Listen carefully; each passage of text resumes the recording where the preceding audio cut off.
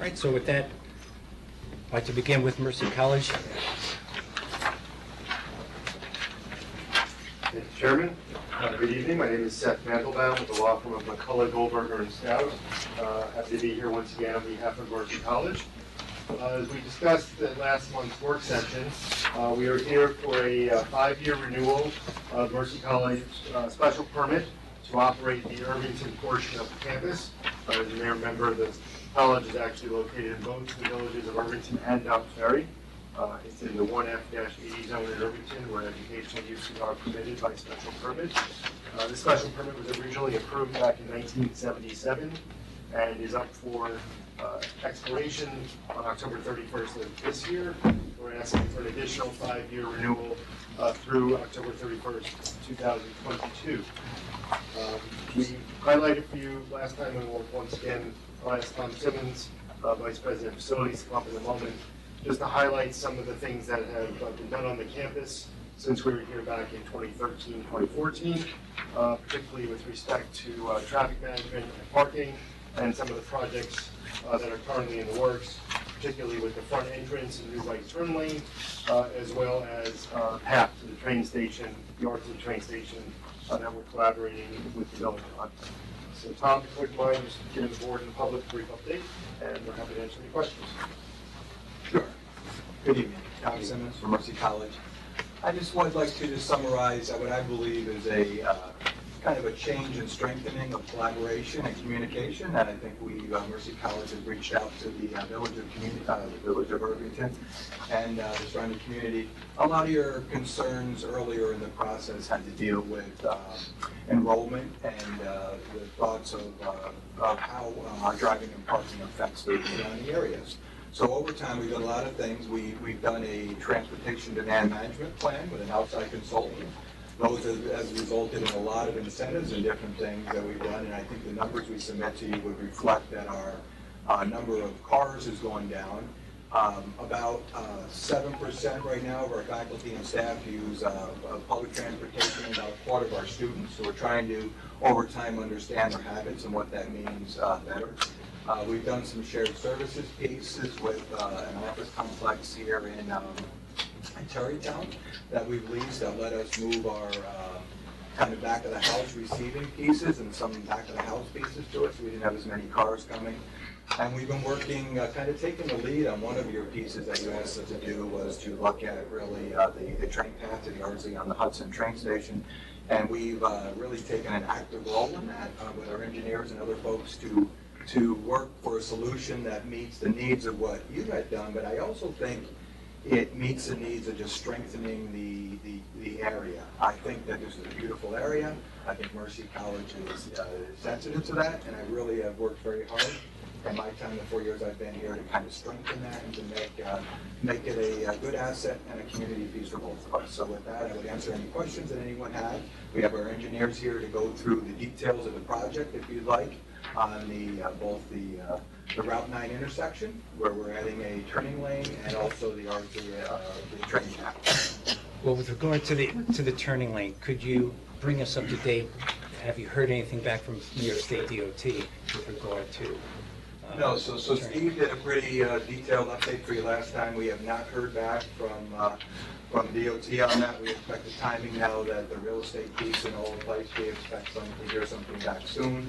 We would estimate right now at this point, Steve, we're thinking probably the construction would not probably hit this cycle, but be more in the spring, based on what we've been led to believe. But we're eager to start that project as soon as they release it. Susan, yes. Same question with MTA and the walkway. So MTA, we have submitted our permit. We've applied for all that. Their construction folks have been very favorable on the plans. Now we're just dealing with their real estate group with agreements and temporary easements and agreements for construction and permanent use on it, and we're involving your team on that. So again, they're a little bureaucratic agencies, but we're pushing, and we're really trying to make this happen as soon as we can. It's in our interest also. Any other questions from any of your board members? I know that this is not an issue that you will be taking up now, but in the future, maybe in a few years, you have parking in Dobbs Ferry. two lots actually, reserved for Mercy College. If and when someone decides to construct something on that property, you will have to leave. Correct. Okay. So we leased And there are several cars down there. Yeah, so we leased that for 2 years, and now actually the property manager, we only lease one this year, one lot. We have about 70 spaces down there. And what we do is we have our staff, a quarter of our staff, every 1 month, a quarter of our staff parks off-site and takes a shuttle. So that's an incentive that we try to do to free up some space on the campus. And part of that was in reaction to just having some spaces available for people that just want to do business that come on the campus, whether they be community people or different people.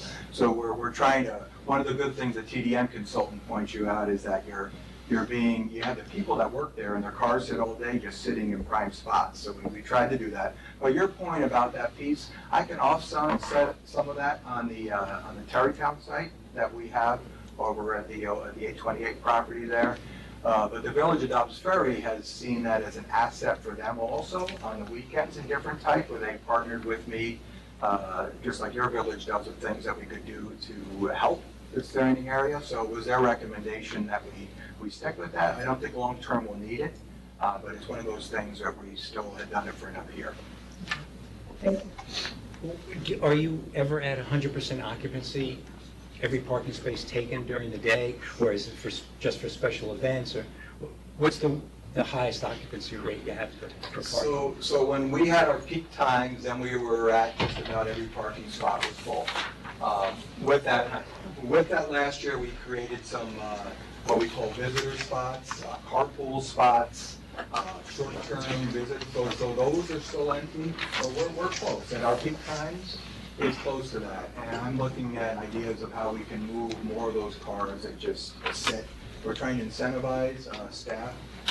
We have about a little over 1,000 spaces. That's what we have on campus right now. And how do you incentivize students to use mass transit? We give them dollars back. We're looking at a program that would give them food and free lunches. We've surveyed students of what they find as incentives to do that. Some of them just find the cost of public transportation. They've asked us to subsidize it and look at things like that. So we're trying to look at different ways of doing that. Our residential population, and those of you know that we built a new residence hall that opened January 16.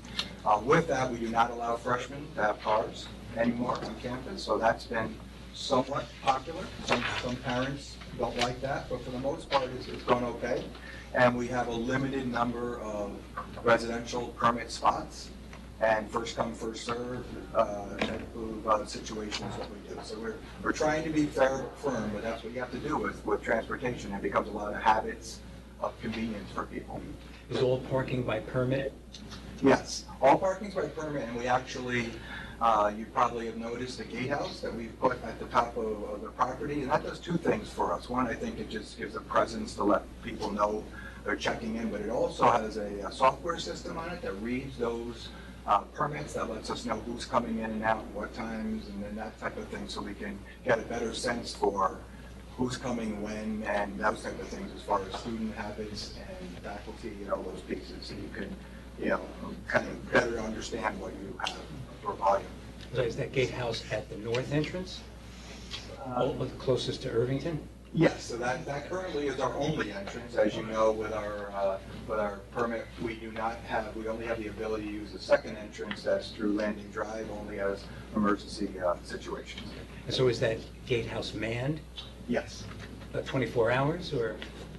When school's in session, yes, in different pieces. On Fridays, in higher ed, we have a Friday dilemma sometimes, where people and teachers and students don't like to take classes. So one of the things we've tried to do to offset our parking situations is to move more activities to Friday. So Fridays we found it can be open. We don't have to monitor as much. So we just try to be sensitive about where we best use the security guards and the overall piece of that. So are there gates at that gatehouse? Yes. So on the weekends, how do you access those the parking lots? If you have the permit gets read by a a sensor reader? and it goes up and down. We have found sometimes that we have not enacted that on the weekends, and I'm trying to decide whether we would fully do that or not. Sometimes some community members go in there. We find, I've got some people that say we like to walk the aqueduct. If there's parking lots are wide open, is there an issue if we just park here? Dobbs Ferry had a race in there a couple weekends ago, so asked us to have that open. So we're trying to understand how that works best. If someone doesn't have a permit, they kind of get jammed up against the bar and then, you know, that type of thing, so. So the security guards there 24 hours a day on the weekends too, or just, not just during the week? No, they're not. Okay. But it's not 24 hours during the week, it's when school is open, right? Correct. But then the gate is closed, and then you, after that, you need a card to get access onto the campus. Yeah, it's an ongoing thing. We've had it in place for about a year now, and we're learning how to best use that, you know, and how that best meets the public's needs.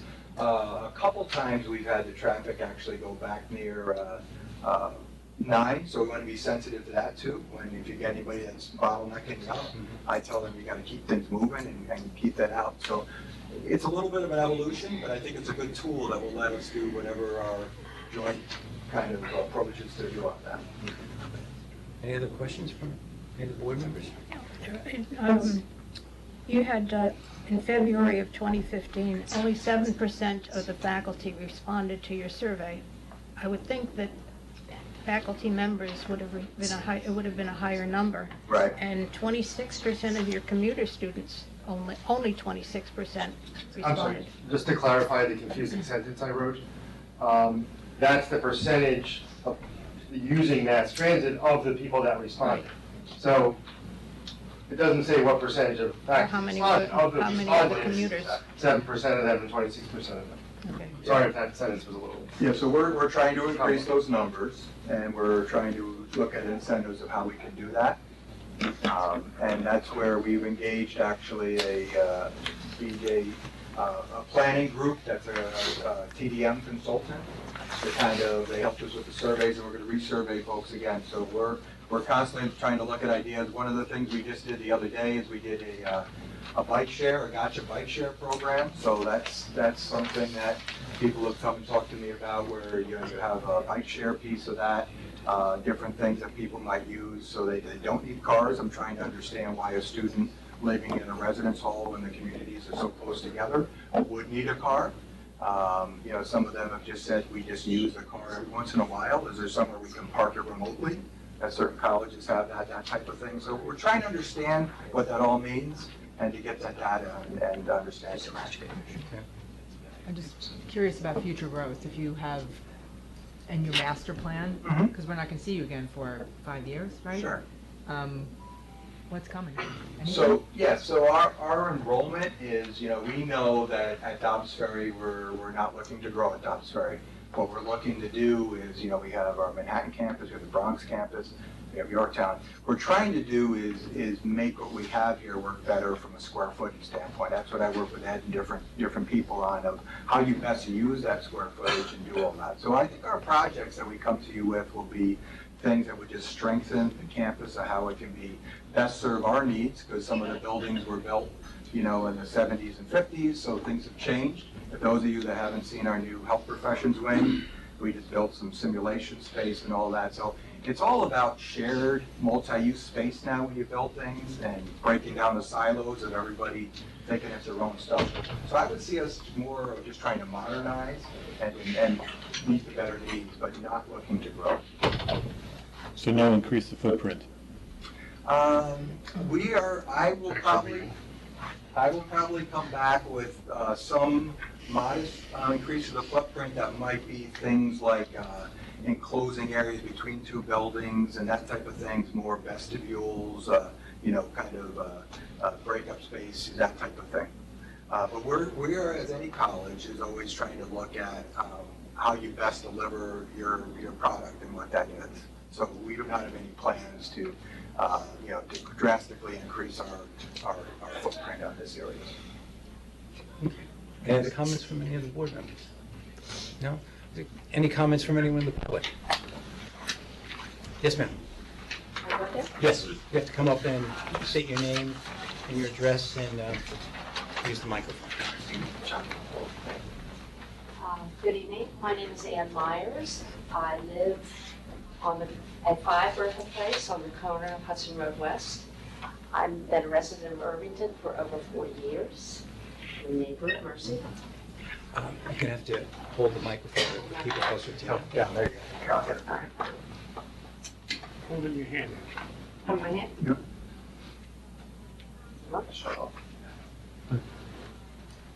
Okay. Did you hear what I said? Yes. All right. Okay. I'm aware of the fact that you need an extension every 5 years. I've been involved in this process over the 40 years that we've been here. I would like to say that I continue, as a representative of myself and my neighborhood, to be wary of what is happening and the conditions that go into the extension. And I'd like to tell the story of Mercy College from my view over those 40 years. Years ago, when we moved here, perhaps the biggest nuisance of Mercy was maybe occasional music on a weekend event or a graduation event. There was a period when you were expanding maybe your fields, and the dumping of landfill over an extended period of time was pretty annoying. And then also on occasion, perhaps on the weekends, there would be people that would come in, particularly in the summer, open their car, turn up their radio, and we could hear that, which was annoying. Over the last 5 years, though, however, and maybe longer, but certainly the last 5 years, and we're all aware of the expansion in the student population. But the result of that for the Ardsley Park community and for Irvington, Dobbs-Ferry, has been the explosion of traffic. We all know that. And we've discussed that, and you've tried over the last 5 years to mitigate some things. But I have to say, in my experience, and I will get to that, that some of your mitigation for Ardsley Park, a very old residential neighborhood in Irvington, has had really unintended consequences and taken the brunt of your mitigation in other ways. There's been an explosion, obviously, in car and foot traffic.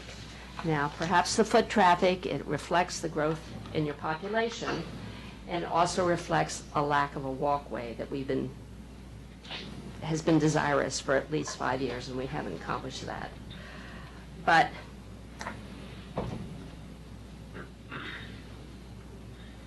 one element of the traffic, have been your vans. Now, maybe your vans are a reflection of the fact that you don't have that pathway yet.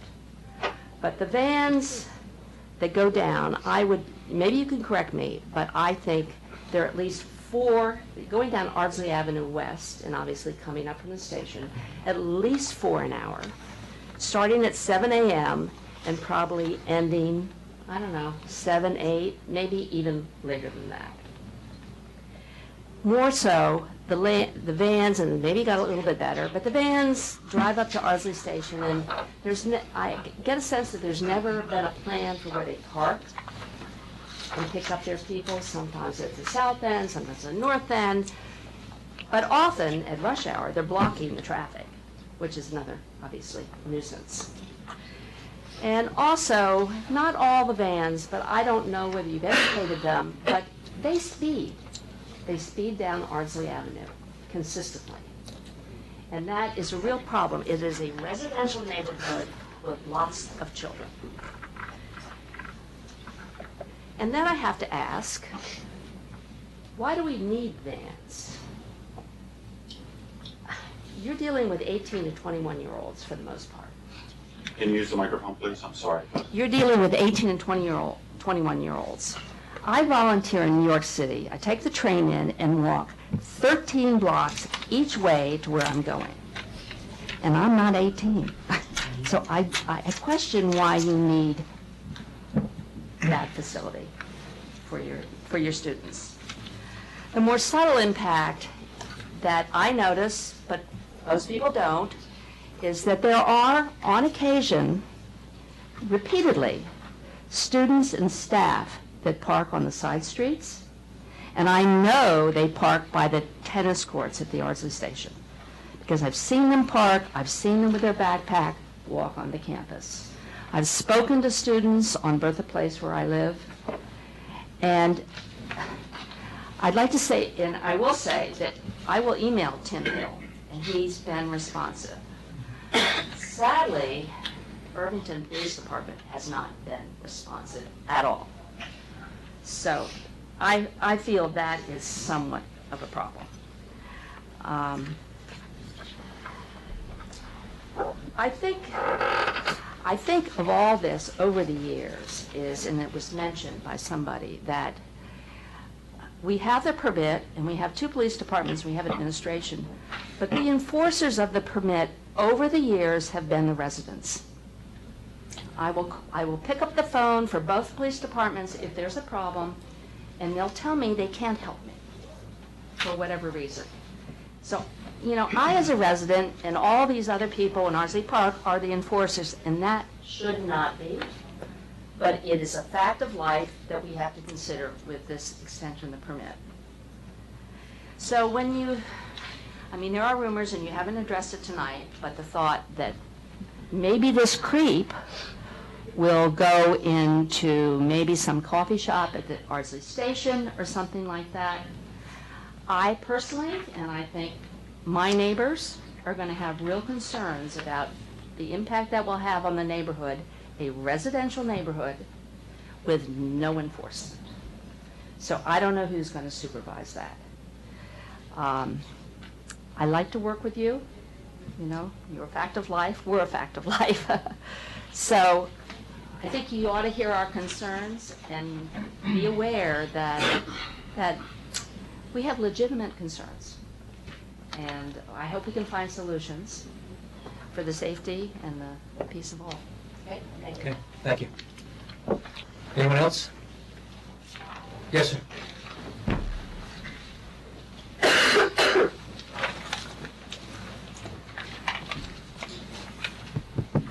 Hi, good evening. My name is Nicholas Moore, and I am an Irvington resident at 9 Hancock. I am also the president of Ardsley Park Property Owners Association.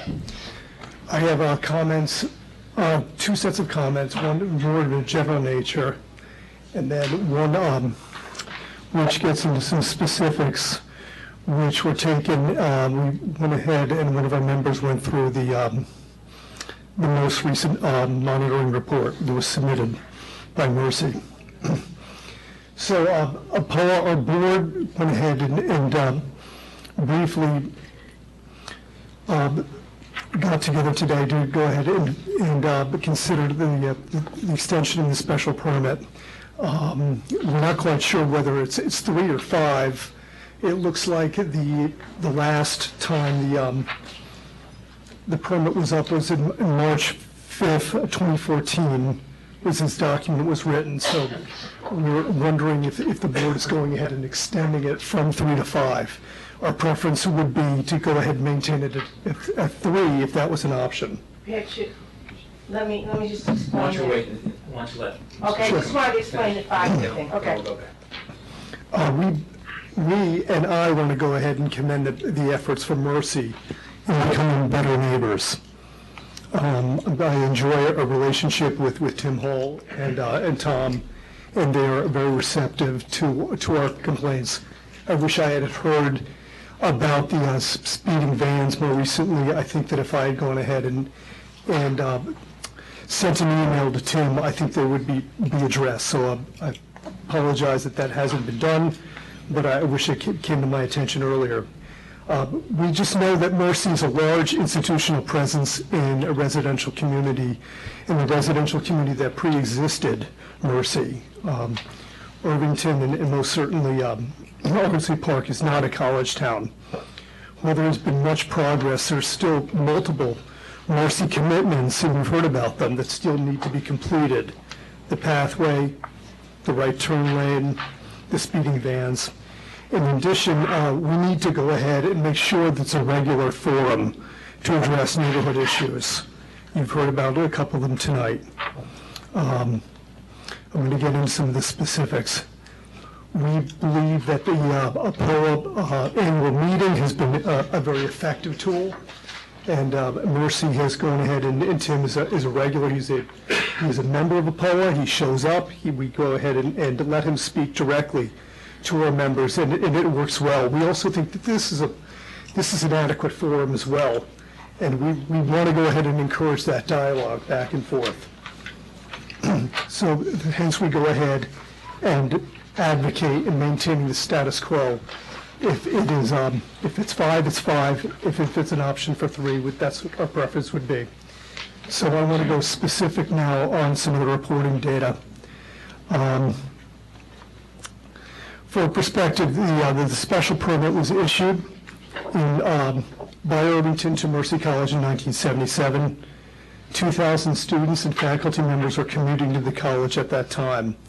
By 2007, Mercy's total undergrad and grad enrollment in the fall of 2007 was 3,316 students.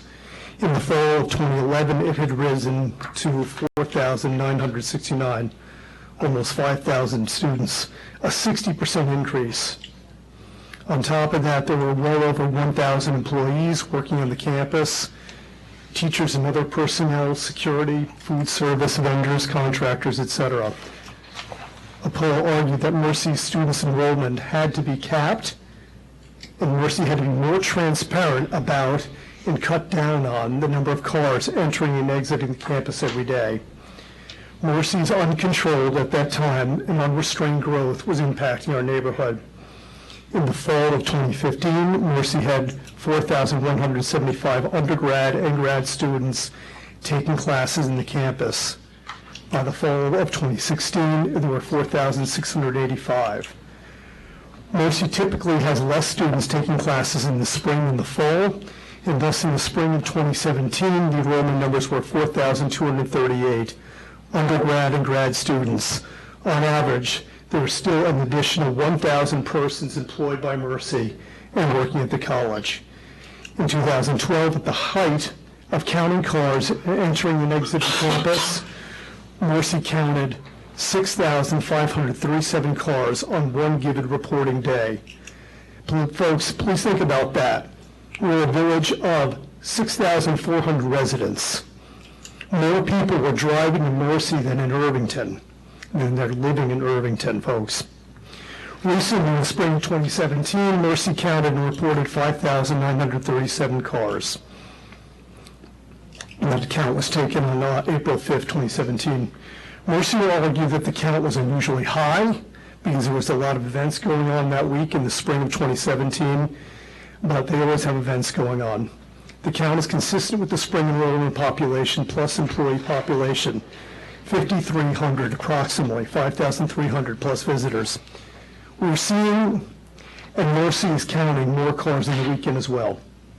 Mercy has assured us that the enrollment is stabilized and is getting better, is getting a better understanding of the number of commuters, drivers, and visitors to the campus, while full enrollment is approximately 300 students less than the height of 2011. Keep in mind that Mercy has issued more parking permits.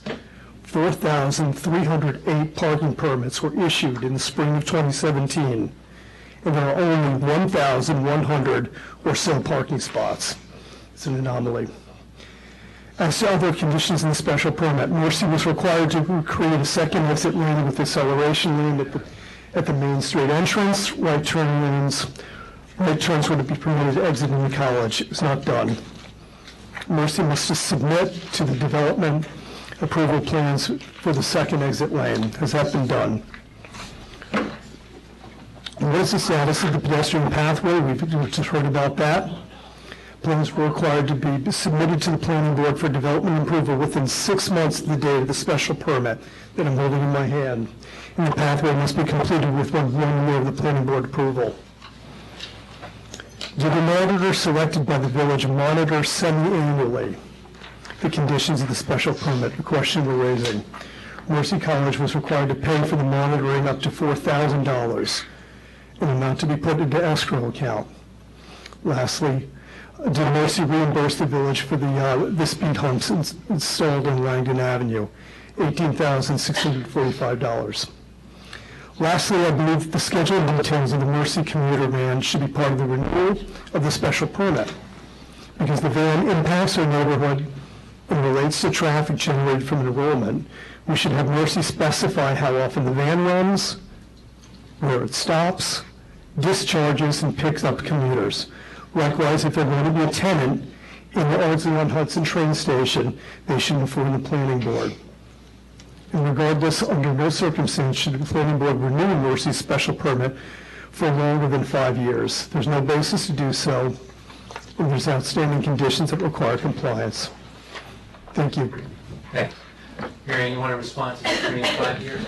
Yes. Question first. Actually, the last permit expired at the end in 2012, and because at the time they were going through review of the planning board about adding on to Verrazano Hall, we put off the renewal, and then we extended and said the permit was good while that was going on. So it just took a while before we actually got to renewing it. And then just a couple other things that are in my bailiwick. Yes, they did pay for the speed humps, and on the Nicholas, I think you were probably reading from a previous version of the approval about them having to submit plans for the walkway to the planning board within 6 months.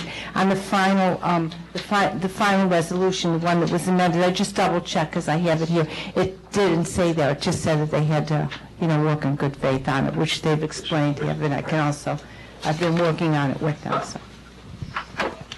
Any other comments from the public? Yes, sir. Just for 1 second, can you respond to you brought up an interesting point about there's 4,000 parking permits, yet only 1,000 spots?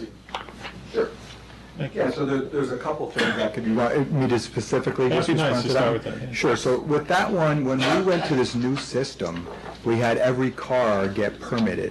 Those permits before used to be every year people got a new permit. This is a multiple year permit, so we had a lot of people that had different cars and multiple cars, and people that would, so we have more. If you look at the number of cars parking, it hasn't changed on those overall projection things, but there's more people with permits. And you would expect that when we had an open piece before, because we had certain people that weren't permitted. So we have some people that have multiple cars. We have students that might have a permit that aren't taking classes this semester or last year, and then we deactivate that. But you have asked me to give just the number of permits, so we do that. So that's why that's changed. When the number of permits, you can see, is pretty level across the years. And then when we did the gatehouse and we said, no permit, you can't come on campus, everybody and every car they had got permitted. So that would be that part. So Does that make sense? Can I ask one question? Sure. You're going to have to come up to the microphone. It seems to me, and I may be wrong, that I see parking consistently packed on Saturdays and Sundays. Is that because you've increased classes on those days, or with a new schedule, or are there some other events going on? So I could look at the weekends. I don't think it's packed on the weekends, but I don't want to say you're right or wrong. I can look at that for to confirm that. We have some classes. We have some graduate programs, our health professions programs, our OT and PT programs are weekends. So some of the graduate programs are weekend based. So there is activity that just happens on the weekends, but our numbers are down some on the weekends, I would believe, from what I've seen, but we could look at that, we'd have that data, I could share that with you, Ann. So if in 2017, Yes, you currently have over 4,000 parking permits for 1,000 spots? we have, I don't have the sheets in front of me, I trust that what Nicholas is saying is what's in the sheet there, but we have quite a bit of permits. I think we've always averaged about, if I'm remembering right, maybe 20, I could pull the sheet out and look at it if you'd like to. So I'm just curious how this would actually work if, let's say, for instance, you had a guest speaker who was there and invited the entire campus with permits. So since 2014, when you asked us to give you the number of permits, we have had over 3,000. So, and in 15, there was 3,400. So it's not, here's where we enacted the gatehouse in fall of 16, so you can see it jumped when we said that, but the numbers have always been, the permits have always been over 3 times the number of spots we've had on campus. Because a lot of people will take classes at different times and don't come all the time. And unfortunately, we live in a society where people have multiple cars and all that stuff, and then people will have different, multiple permits. We have, we've also put permits on any of our vendor trucks, anybody that comes to the campus, our shuttles that Ann's talked about, so we can track those and see the movement of those things. So it's not just a permit. That permit now allows us to kind of see how the vehicles move around. I would note also, and any of you are welcome to do this, we have what's called Smart Tracks. It's an app that you can download for our shuttles. That's the students use to see where they are and when they're coming, and that shows where they are and all those sorts of things. So it kind of relates to those. So just number-wise, it seems like what you're saying is that you, in essence, have had 4 times, almost 4 times the amount of permits for many years, yet your parking counts, you know, are not, that parking lot is working for that amount of people, for the permits, sorry. Yeah, for the most part, there's our peak days, which, you know, typically that had been a Tuesday, you know, like 1 o'clock, and now we're looking at, that's when we get peaked up is when on the most thing. And the other thing I would note, the numbers that the numbers that are in that report that Graham's company does for us in the counts, that's two-way traffic, so you have to cut that number in half. When they put the tubes down, that's cars that are coming in and going out to the campus. So for the most part, that would typically be, it's about double to what our counts are for the number of cars that come in on a given day. Yeah, I guess the concern is this, is that I didn't realize the numbers are so askew, is that if you are working at a kind of a limit, so to speak, and you forecast kind of growth that's from there, that's going to impact these neighbors, because let's say I have a 1 o'clock class, and I don't know if the parking lot's full or not. I get there, I'm going to park. So that's why I always thought that you had such a large landscape of parking that could absorb the amount. Sounds to me like there are times when you're full.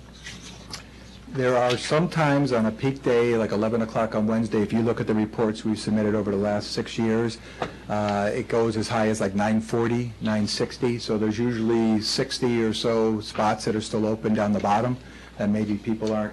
But there's certain times that's been a trend for the last 5 years. 5 years, so that impact is not, we're not hearing that today.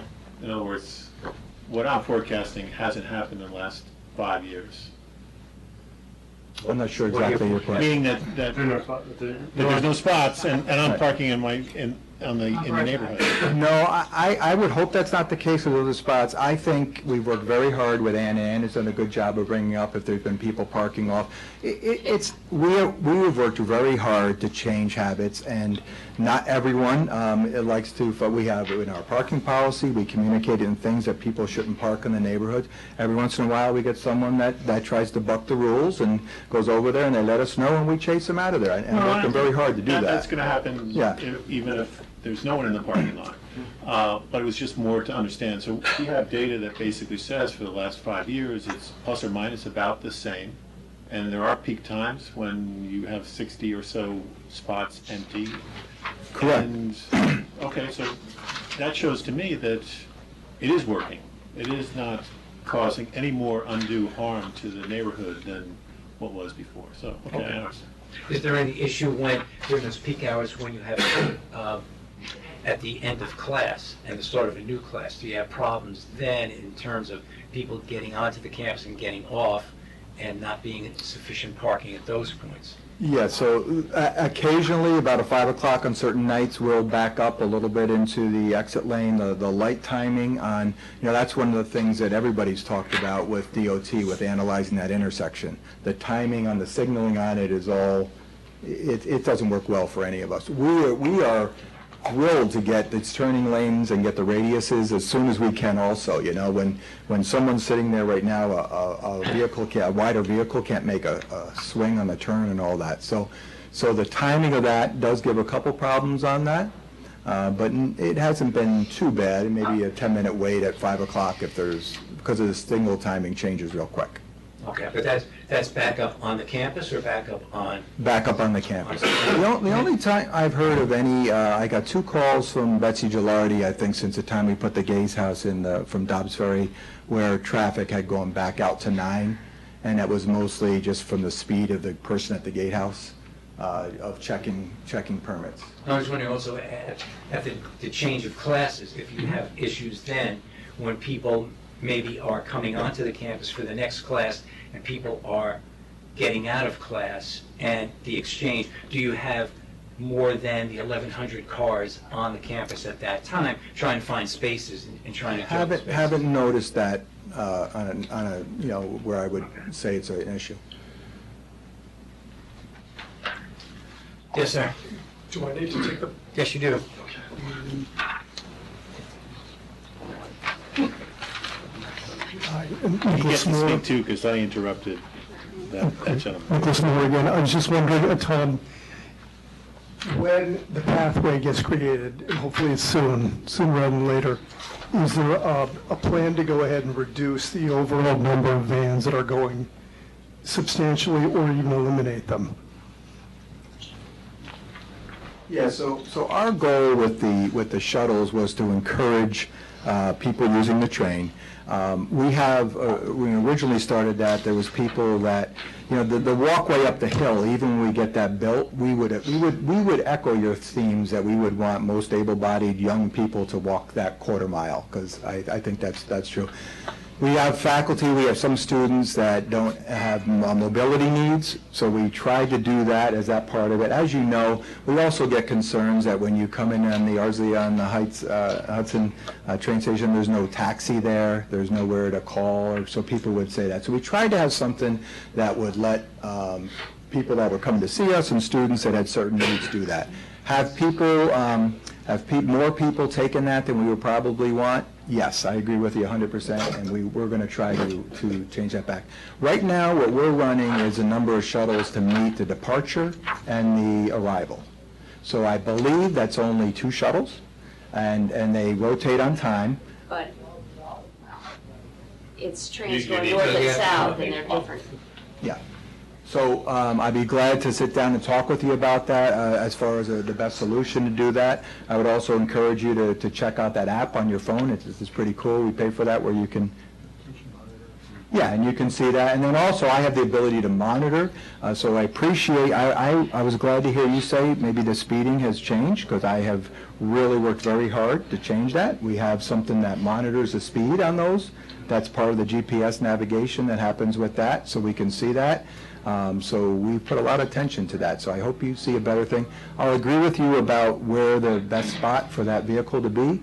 Quite a few of your residents have offered to myself or drivers different ideas of where they think that should be. Talked about that with your team in terms of when the new path gets built.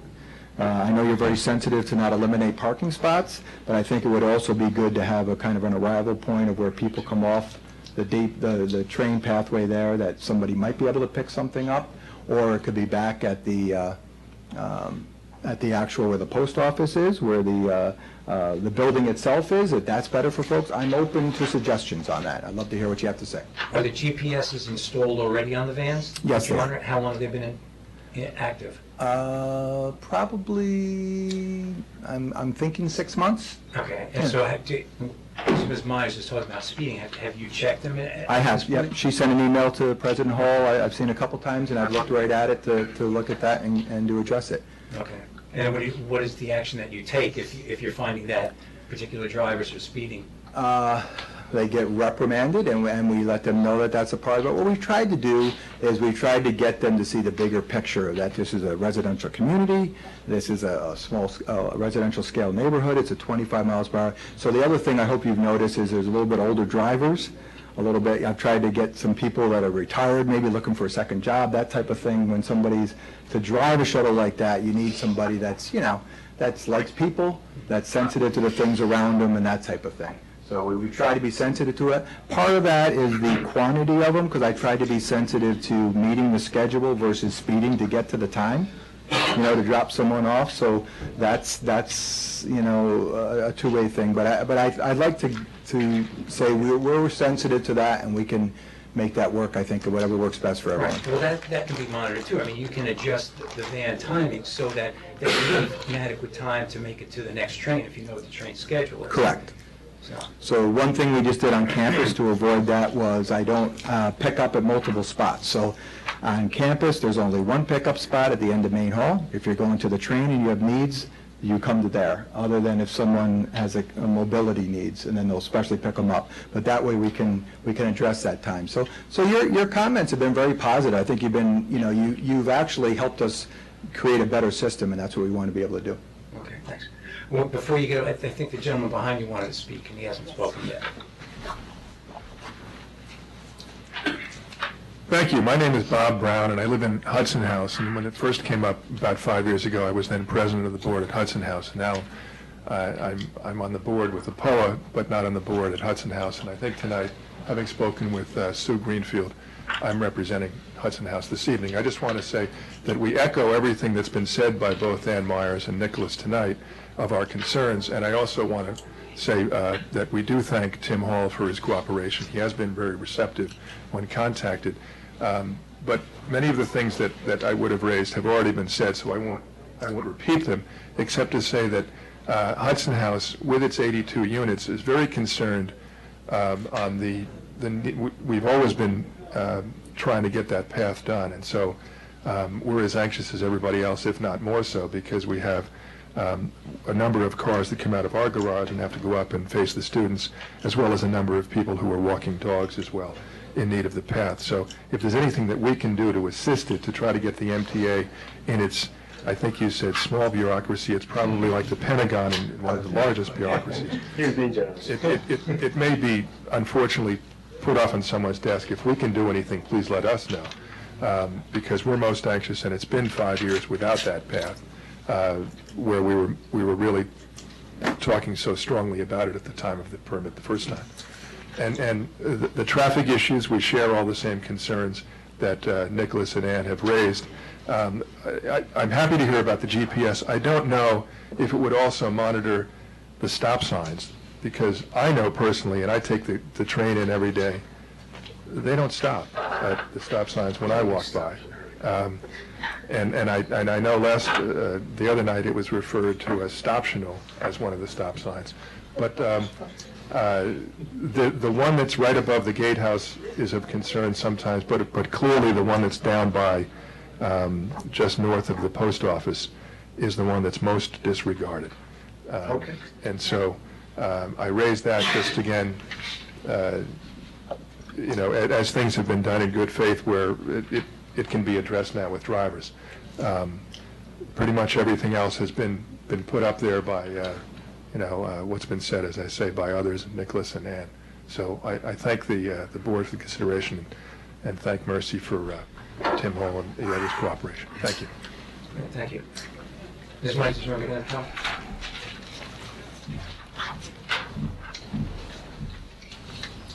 I don't want to belabor anything, but I think both on the part of Mercy and on the part of the village, we could do a better job at educating the personnel or the residents about what the speed limits are, for one, that it is a residential neighborhood. And I'd like to point out, I know this is not your bailiwick, but I hope it falls on ears that are listening.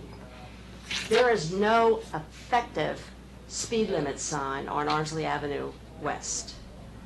The first one is maybe 50 yards in, on a pole with another pole next to it, so you can only see it because there's an electrical box. You can only see it if you're right here next to it.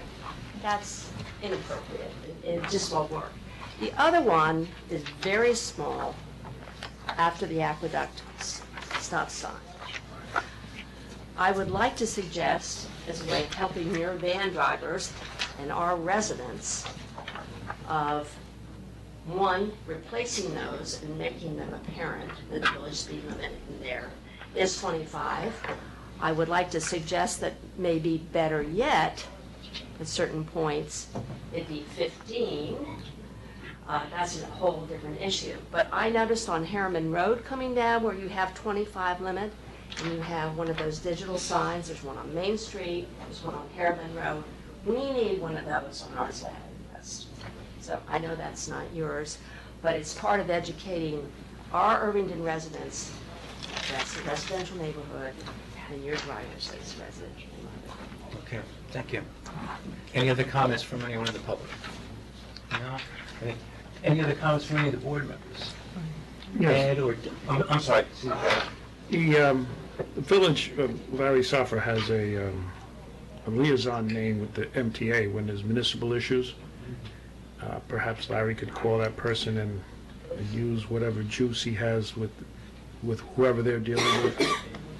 If you can provide that information to Larry, and then he can, I don't know if that still exists, but it did exist for some time. The MTA has a municipal liaison officer. Okay,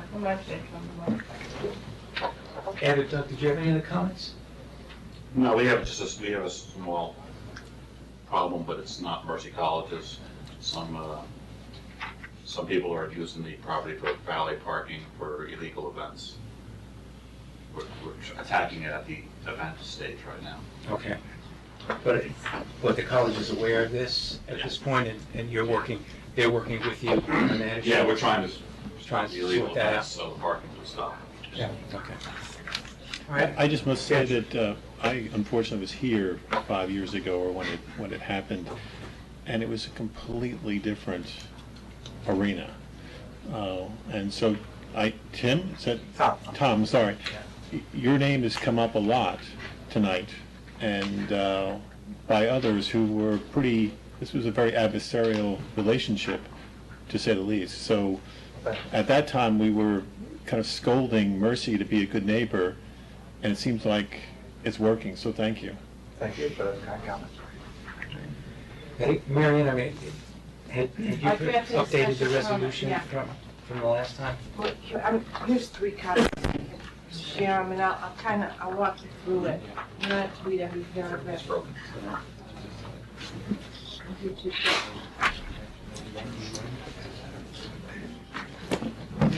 What I'll do is tell you how it varied from the last one the last special permit you issued, because in large measure it's the same. There's not as much history. Is this the same as you emailed us? It's the same one I emailed you, yeah. So it doesn't have all the history that the 2012 one did, because it had to explain that they'd been applying for the, to expand whatever. Okay, so the only other change made on there was about the increase in the student population. At that time, there'd been a big increase, but this just points out that actually it's been pretty stable since 2014 when this was issued. At that time, there were 4,118 students in the spring, and in the spring of 2017, there were 4,238. So the student population is roughly the same. All right, so that's it. Then when you get to the substance of it, the first paragraphs are just definitions, and none of that changed. And it's got, the same conditions about the premises not being used to cause injury, offense, annoyance, about keeping the stone marker, all the street limitations. None of that's changed. All right, when you get to page 7, that had the newer conditions. Up until then, like through 16, they're pretty much the same as what had been the previous conditions. Paragraph 18 had the reporting requirements, which we've been getting them regularly in accordance with this.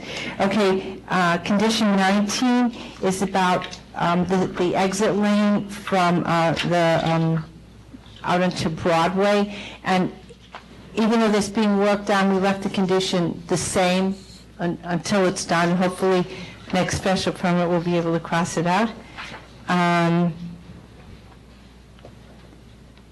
And then 20, we also left that in. That's the condition about constructing the sidewalk. Again, it's just the same as it was the last time, and if, with a little bit of luck, we'll be able to cross that out next time.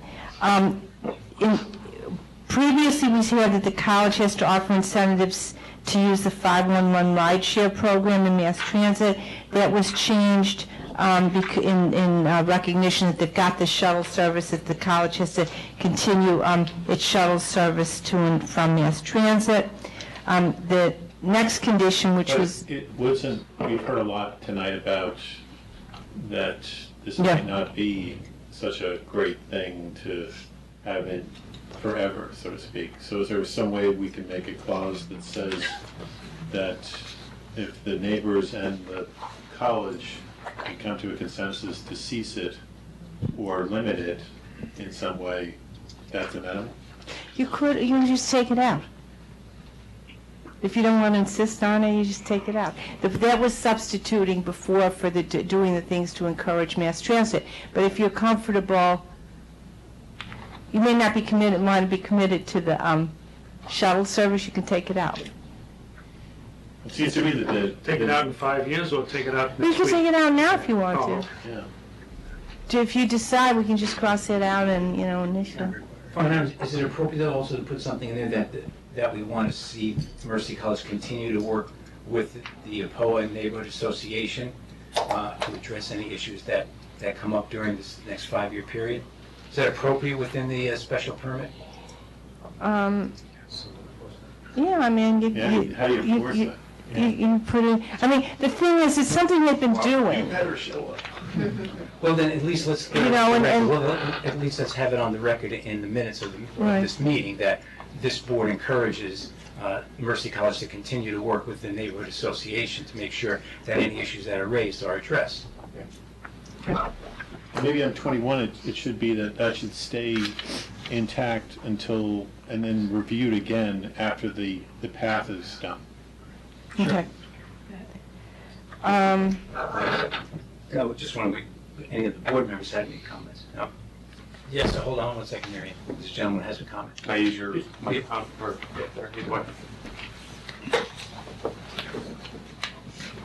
what? I'm Alex McLaughlin. I live at 47 Norrisley Avenue West. So I'm in a little segment there everyone kind of uses to catch up between the stop signs when they're going down to the station. So I'm definitely very concerned about the traffic and in particular the vans. So just wondering if as part of this permit or so, maybe there could be some sort of reporting, since we're tracking all of this, that could then be transparent to, the residents of the neighborhood, so we know speeds, frequency, et cetera. That would just help us work together in terms of, figuring out what the optimal solution is for those sorts of facilities. Okay, thanks. Yeah, I think that there's a paragraph in here where they have to report to the village on the parking. But I think we could add a sentence in there. To report what? Well, are you keeping data on the GPS in terms of the speed of the vehicles? I mean, is it done regularly, is it done haphazardly? You run a query or report if you want it, to over a period of time. So that data, I'm not sure how long it's stored, but it's read into a database right now. I'm not sure if it's kept, I'd have to ask my crew. Is it from the app? Yeah, it's from that service, so when you sign up for that, yeah. So I don't know where it's archived, but we can run a report periodically if need be, or that type of thing to verify that.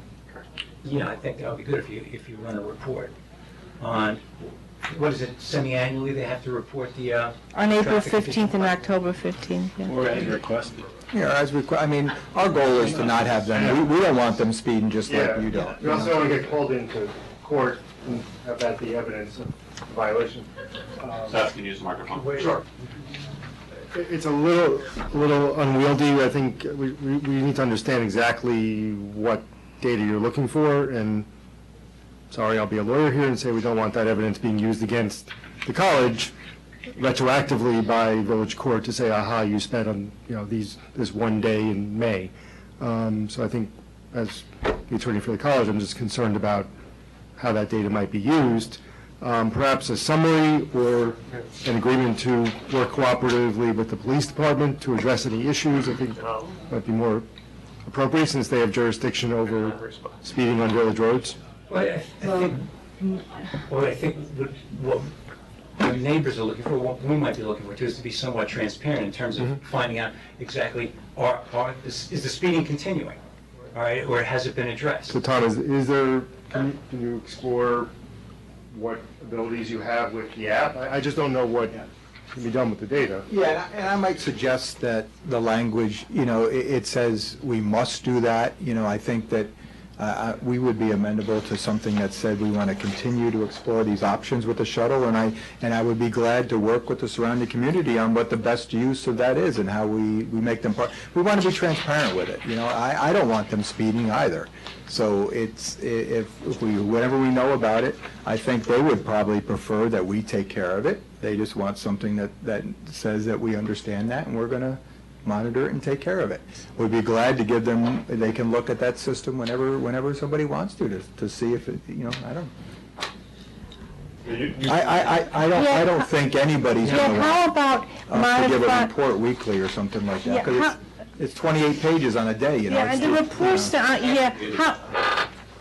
how about on the paragraph about the shuttle, not only they have to keep the shuttle, enforce speed and driver compliance with local traffic enforce driver compliance with local traffic regulations. How about they monitor and enforce? Okay? Yeah. I think that makes sense, because, you just get the report 6 months later, and it, doesn't do you much good. And then if you and the neighbor continue to see that it's happening, well, then you have something here within the special permit. You can bring that to the attention of the police, and then also comes back to us eventually with the special permit.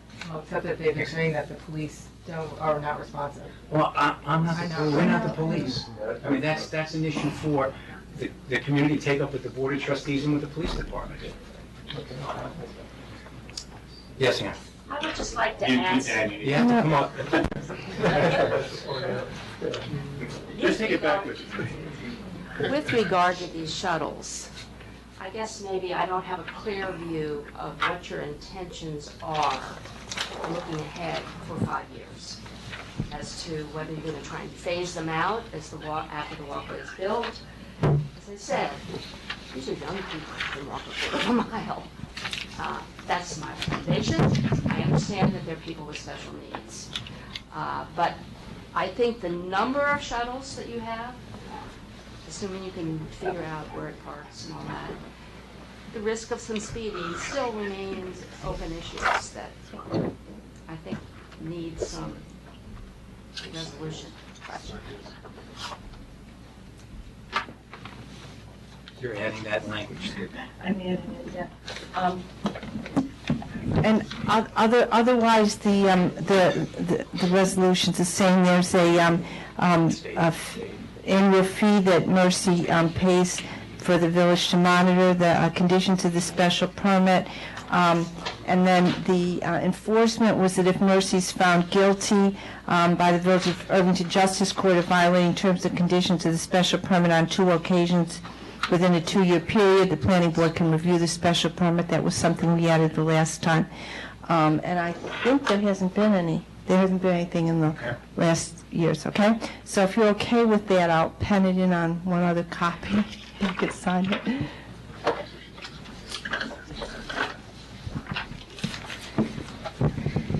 Is that terminology used? Yeah, it should be the same. Yes. Yeah.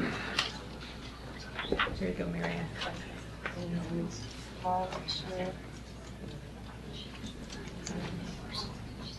Enforce driver compliance with traffic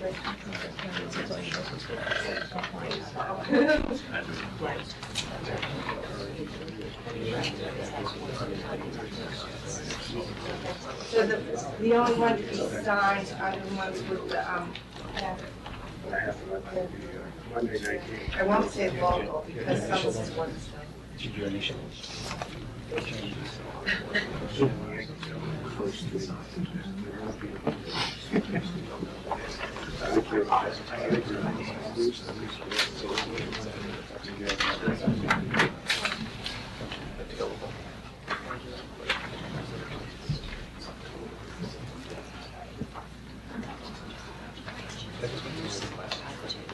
Okay, so paragraph 21 reads, "And the college must continue its shuttle service to and from mass transit in the area and monitor and enforce driver compliance with traffic regulations." That's the only other change. Are you going to put something in there that can close this out? Get rid of the buses once this, If you want something, tell me what you want, I'll put it. Well, I think she said we could, at some, plus the sidewalks, and we Yeah. can look at it independently and take it out at any time we want. Yeah, because you permit that project, so. okay. When it gets built. Okay. Oh, can I, first of all, No, they don't. They don't permit the tunnel. Oh, I mean, but you do the No, actually, it's a public works project. Okay. It's all on village property. This board won't see the sidewalks. okay. But you could tell us. Yes. I'd be more than happy to tell you. Well, if the board of I just trustees- think that the residents, they don't want these, what it sounds like, they don't want these shuttles. You probably don't want to have as many shuttles after this bridge, or this path is done. So let's put language in here in case everyone gets hit by a bus, so the next person figures that out. Yes. How about if we notify the planning board at the time the path is complete and some period of time has passed, we'll evaluate it and notify the planning board if it's prior to us coming back here, which hopefully MTA will allow that to be the case. A notification requirement. Yes, well, yes, because it currently says must, so you'd have to get approval to take it out. Right. So you could petition the planning board to take it out. I mean, it sounds, After the sidewalk proves successful. right, I mean, from what I'm hearing though, because of folks that need assistance that can't do the path, it sounds like you're gonna have at least one shuttle per, coming in and going out on the train schedule, no matter what, just to handle that. It's just the volume would be reduced because you have people walking. So it's never going to come out, okay. I don't know if it would come out, I don't think it would ever come out completely necessarily, right? You always need, unless there's two people. No accessible grade, it's not an accessible grade. Right, right. But I think what we're hearing about is the volume of the shuttles, that should be reduced. I think, look, there's a give and take here. You provide those shuttles, you get more people to take mass transit, so there are less cars coming to Exactly. the campus. If you take the shuttle out, then maybe people are going to start driving and get more traffic in the area. So I think as long as we can keep it that the shuttles are not speeding, that I think we reach a happy medium then. I mean, you can't, you got to say, some people are going to need to take a shuttle. They operated for 30 years And without you need to use the microphone.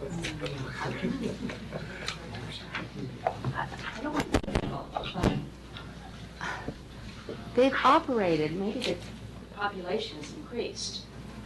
But I doubt it's any more infirm than it was 30 years ago. And you need to use the microphone. Can you hear me, Ed? Okay. I don't want to be difficult about this, but we're a little vague on the numbers of the shuttles, but I would like to suggest that at least 2 an hour each direction of the train. So they're northbound and they're southbound. So we have at least 4 shuttles an hour going down and coming up. I don't think we should fool ourselves about that. So I think it just describes the potential magnitude of the problem. And again, I understand that there are people, perhaps you can say if you need the shuttle, you should arrive on this train.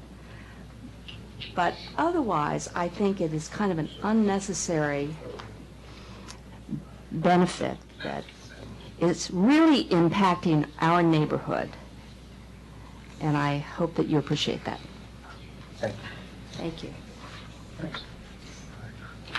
Last comment, because we're getting the same people with comments. This is the last comment. Public hearing is closed after this comment. I was wondering if we could also have language to require cooperation between Mercy and the village to identify a safe, permanent loading and pickup area. Thanks. Again, I think that's something that you can work out. I think you look into it with the village and with the neighborhood association. I think it's something that can be worked out. Everyone's interested. Right. But I think that, I don't think we're gonna make any more changes. Yeah. The one way that strikes me is we put the shuttle in because we thought that was something that wanted to be continued. We could just go back to the previous language, as the college must offer incentives to students to use mass transit, and just leave it at that.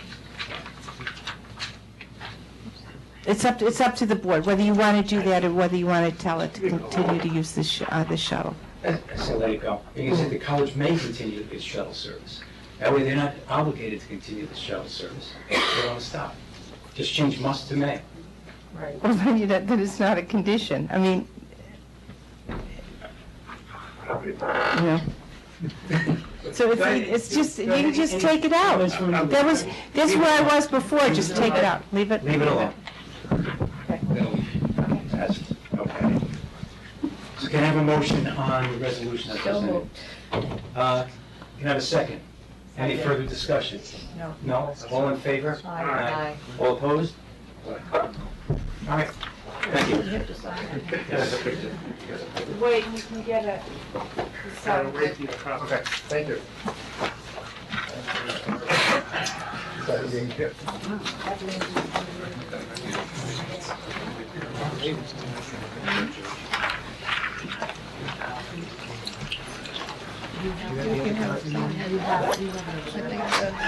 Right here.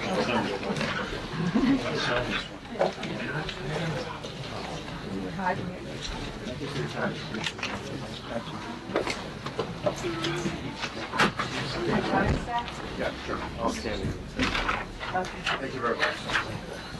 I'll send it to him over the one of the signatures, unfortunately. No, I got you.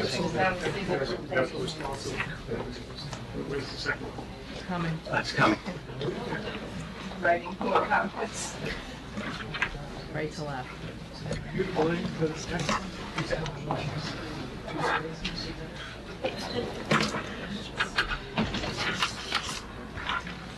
Oh, yeah. Next item on the agenda, 2017-26, Astorbuck Properties.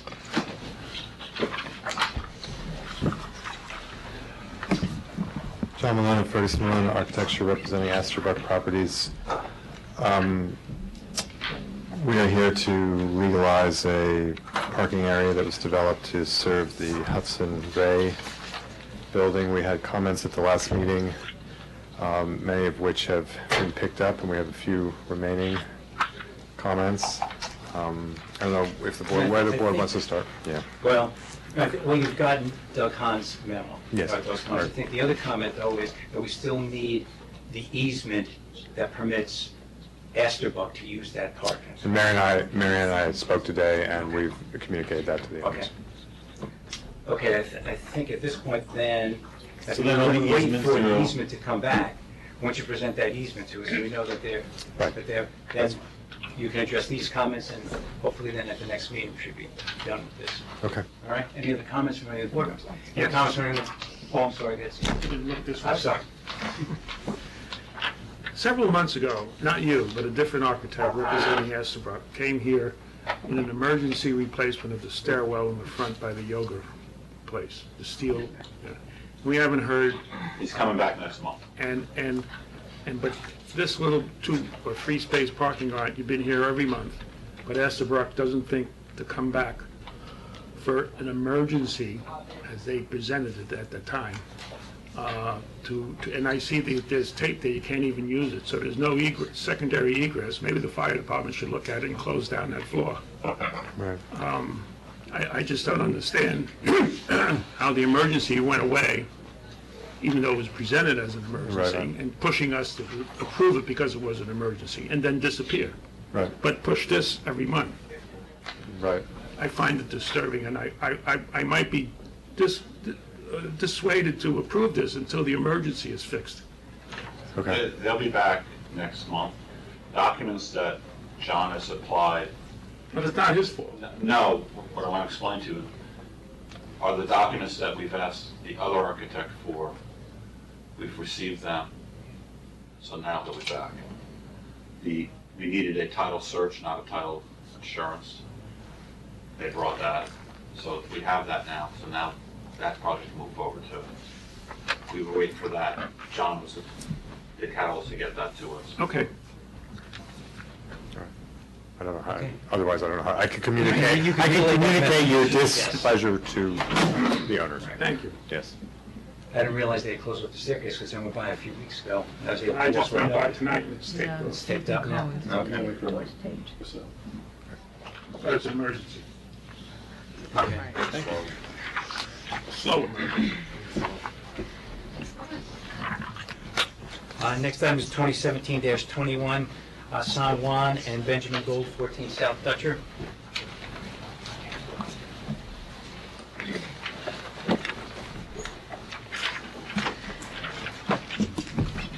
Hi, I'm Susan Reardon, the architect, and this is Benjamin.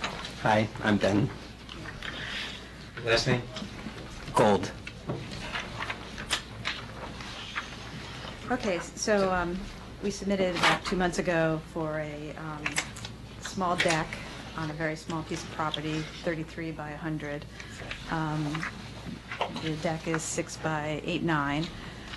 They also want to change the chain link fence to a nice white picket fence, and then the other thing is putting a shed in the backyard, causing the removal of the tree. We've given you a letter, and we also have letters from the neighbors. This tree is undermining the foundation of 2 garages, both neighbors, and it's just becoming a problem. So it was never trimmed properly, and it's just gotten too big. Anyway, do you want to show them the letter? Yes. Or they read it? So I'm happy to hand this up. My neighbor next door, who's to the south, whose property would be sort of where the shed would be close to their property. They were going to come, but actually instead submitted this letter, and I'm happy to provide just supporting this request. And I assume the 2 sort of notes from the tree company and the arborist that you requested, you received. If not, let me know, but I emailed that maybe a month or so ago. I'll pass up these letters.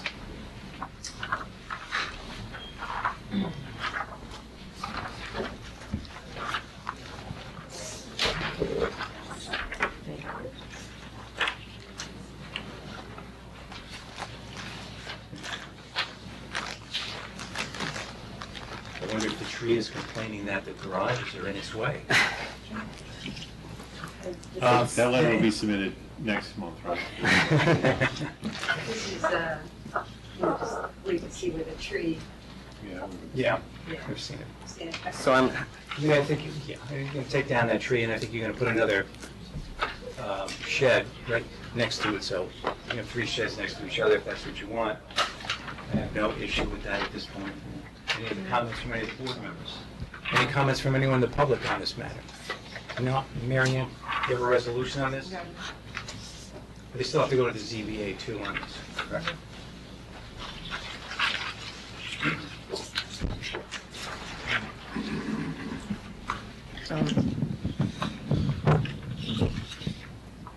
In July 2017, San Juan and Benjamin Gold applied for site development plan approval to construct a deck and install a fence and shed on the property at 14 South Dutcher Street, which is located in the View Preservation District. The proposed improvements would require variances from the ZBA for coverage, FAR for the shed, incursions into the required side yard for the deck and the shed, and incursion into the rear yard for the shed. The proposed improvements would not impact the view of the Hudson River from neighboring properties. Han reviewed the plans and in a memo dated July 28th listed a number of issues, most of which were satisfactorily addressed in the subsequent submission. The planning board held a public hearing on August 2nd, and tonight it's a type 2 action. Resolved that the planning board grants site development plan approval of the improvements reflected in the drawings entitled New Rear Wood Deck and Site Work, prepared by Susan Reardon, subject to A, receiving variances from the ZBA for coverage, FAR, side yard setbacks, and rear yard setback, and complying with the Hahn memorandum dated October 3rd.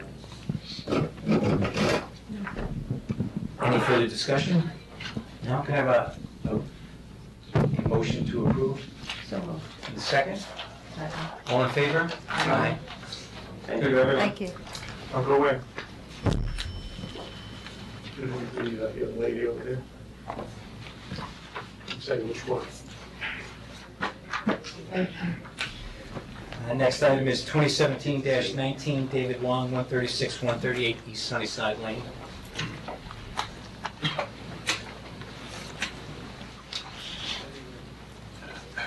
Good evening. My name is David Wong, representing Chung Neem and myself for 136, 138 East Sunnyside Lane.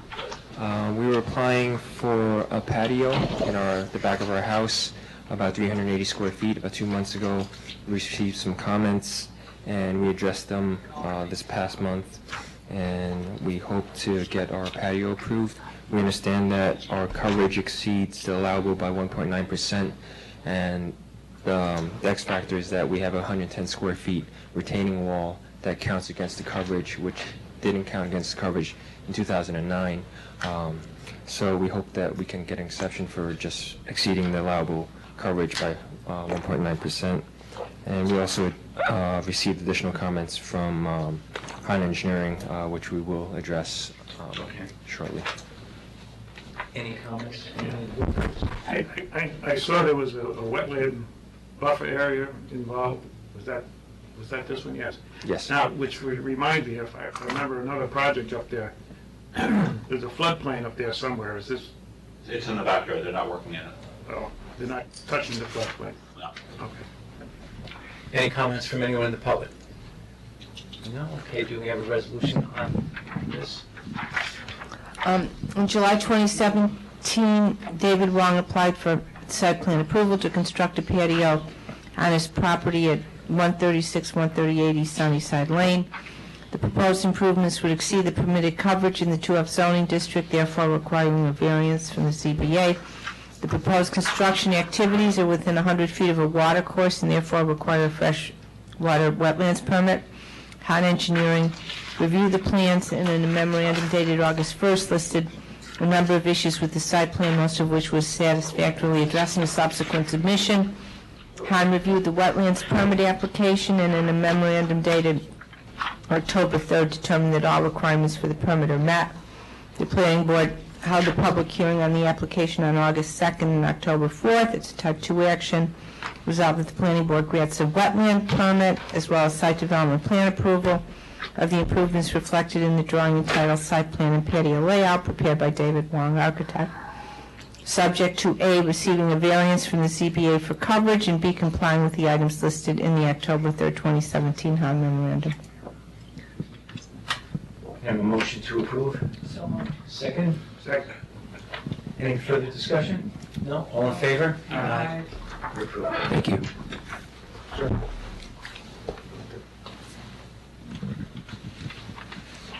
No, one of these issues. Next item is 2017-30, Tara Fitzpatrick, 22 Barney Park.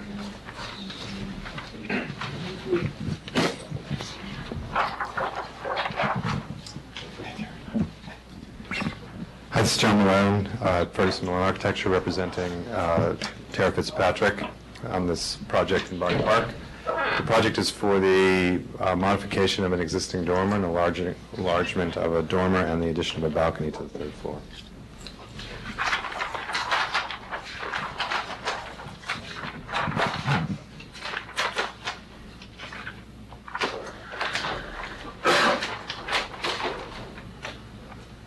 Board members may recognize this house. This is a Barney Park house. It's a stucco house with an interesting character that includes, actually on the attic level, 4 different dormer styles.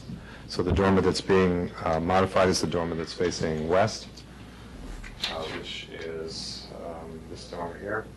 And the way we're modifying that dormer is to match a dormer style, an original dormer style, which is the north-facing dormer. And what that will allow will expand it enough to accommodate more space in the bedroom suite.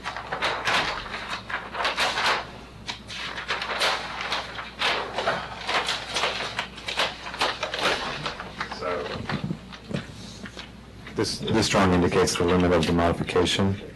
So you can see the dormer is being revised and enlarged on the facing west. This is what it would look like from the west facade, and there's the addition of a balcony and doors at that point.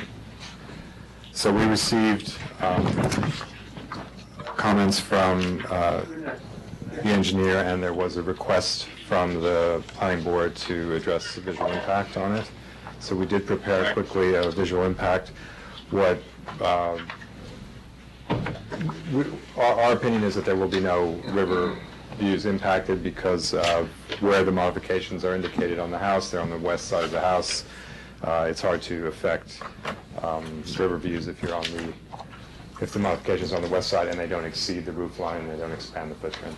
So we don't see any impacts there. We did provide some images and direction and try to confirm that there wouldn't be any impacts in that area. So the dormer's on the west side, which is actually facing the river. Facing the river. Behind the house, you're not going to see it. Yeah, and it can't really affect river views in that sense. Okay. Any comments from any of the board members? I have no idea where the historic district is, but is this in it, and is there a demolition issue? No, it's not in the historic. This is not in the historic. It's a beautiful house and a historic house, but not in the historic district. Looks nice.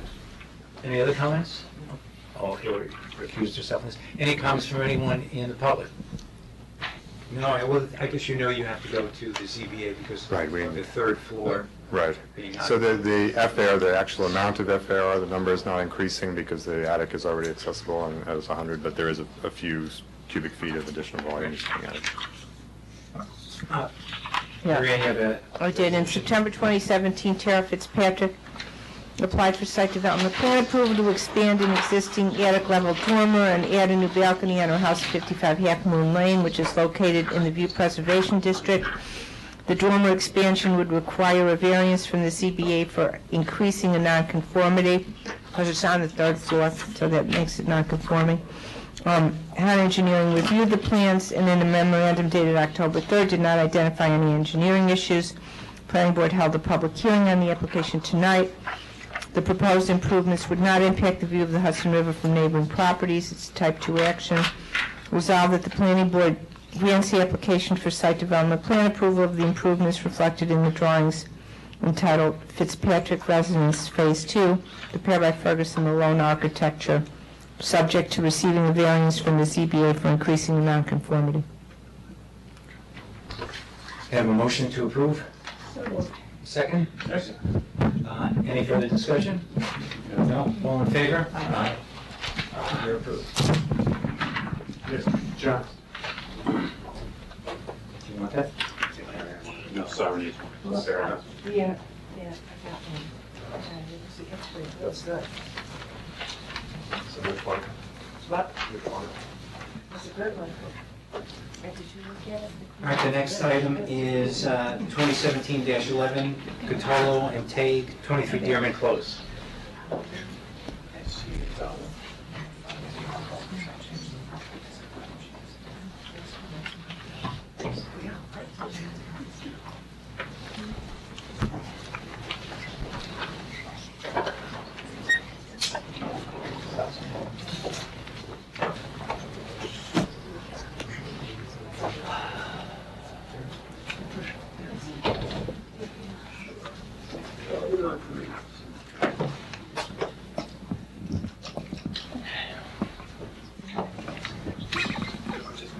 Good evening, Natasha Rocco here with Rudy and Mr. Otto Pacic and also owner Chris Tate. Following up on the last meeting for the property at 23 Dean, and since the bulk of the issues were related to the landscape at that time, we're going to hand it off to Rudy to address those concerns. Rivi Oren, landscape architect for Take Residence. My main purpose when I got this project was to increase the vegetation, and I was quite disturbed when we received the report of the arborist, which at least in the introduction kind of had a manifesto of Norway maples are bad trees, property has been abused, let's take all the trees down and start from scratch. And then I went into reading very carefully his report and tabulated what he was actually recommending. And based on that, all the trees that are in green were okay with him to keep. There were a few trees that were dangerous in his mind, which I thought were right to remove. And then there were trees that are in blue with an orange halo, which he felt that should be removed. And based on what I was reading and looking at, I felt they deserve a chance to be kept alive and monitored and improved. Mostly those trees had good-sized canopies. They had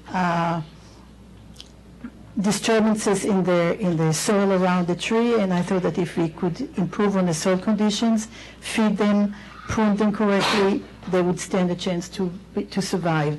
And so I wrote all that to Ms. Moons, and she agreed with me that my explanation made sense, and she went with me into a more moderate approach of let's keep the trees that we have here, and then we are adding all the other trees that we proposed. And I just wanted to show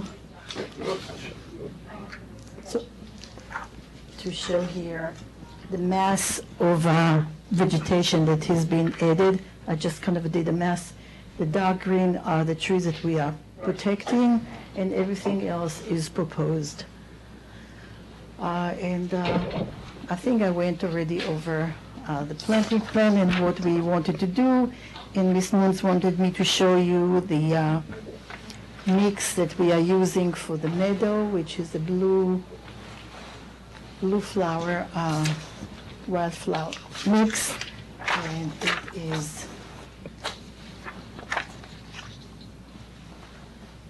this lovely mix of flowers. And that's basically it. Yeah. I remember when you came last time, and I remember walking out and thinking about it, and there's been such great care that's been done on this.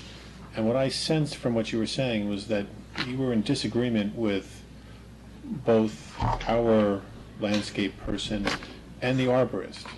And I said, that's just not fair here, that you have a vision for this that your client wants. And I just want to know now that you've tried to cooperate and all those things, are you comfortable with what you're proposing now is still keeping within that spirit, or has it been diluted to a point where no one's happy? You understand what I'm saying? Yeah, I understand what you're saying, and I'm not, I'm a little bit of a militant person, so I didn't. So am I. But I should have said it before. I didn't feel that I was giving up.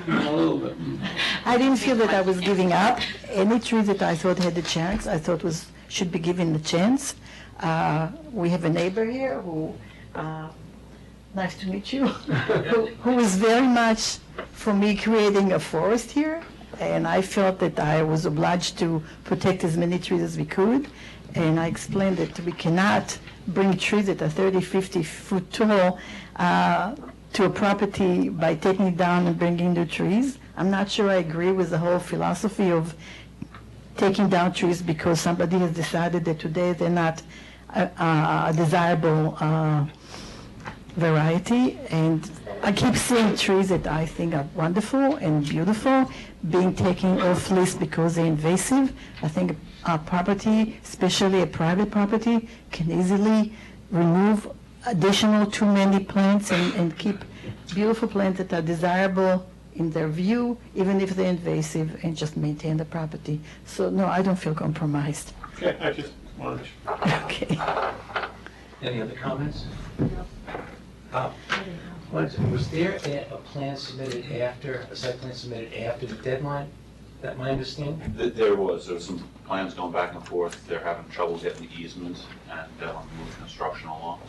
So we suggested that they provide a plan that shows the driveway in the easement, but on their property until such, so they can get the construction going, because it's gonna take a year to build the house. They can come back for a revision once they resolve their easement issues. And Doug, are your comments based on the revised site plan or just on the site plan submitted prior to the deadline? Yes, prior to the deadline, and then I did see one of the revisions, and they addressed the comments that we had. The only problem with the latest revision was the stone wall was added, which increases the coverage. So, and was that included in the calculations, or is that? It was, they did not include it in the calculations. All right, so there's still some corrections that have to be made. That's correct. And then hopefully if we get these corrections made and come back next month, we can get this resolved then. Whoa. Hold on. Sorry. Hi. Okay, so there's some dispute about whether or not we actually leave the wall. You step back from Oh, sorry. Sorry. So there's some disagreement about whether or not the wall will actually be required. And part of it's because, okay, let me just point out.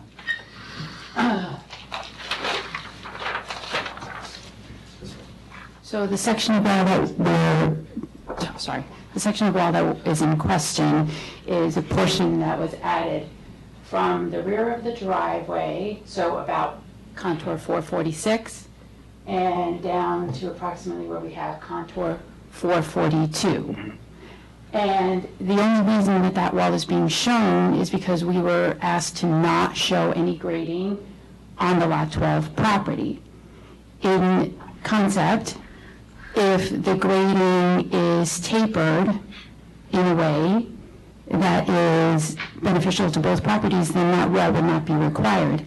And ideally, as the easement is negotiated, hopefully to retain the driveway concept that was originally proposed, that wall would not be needed at all because we'll be coming back and just doing the original proposed driveway.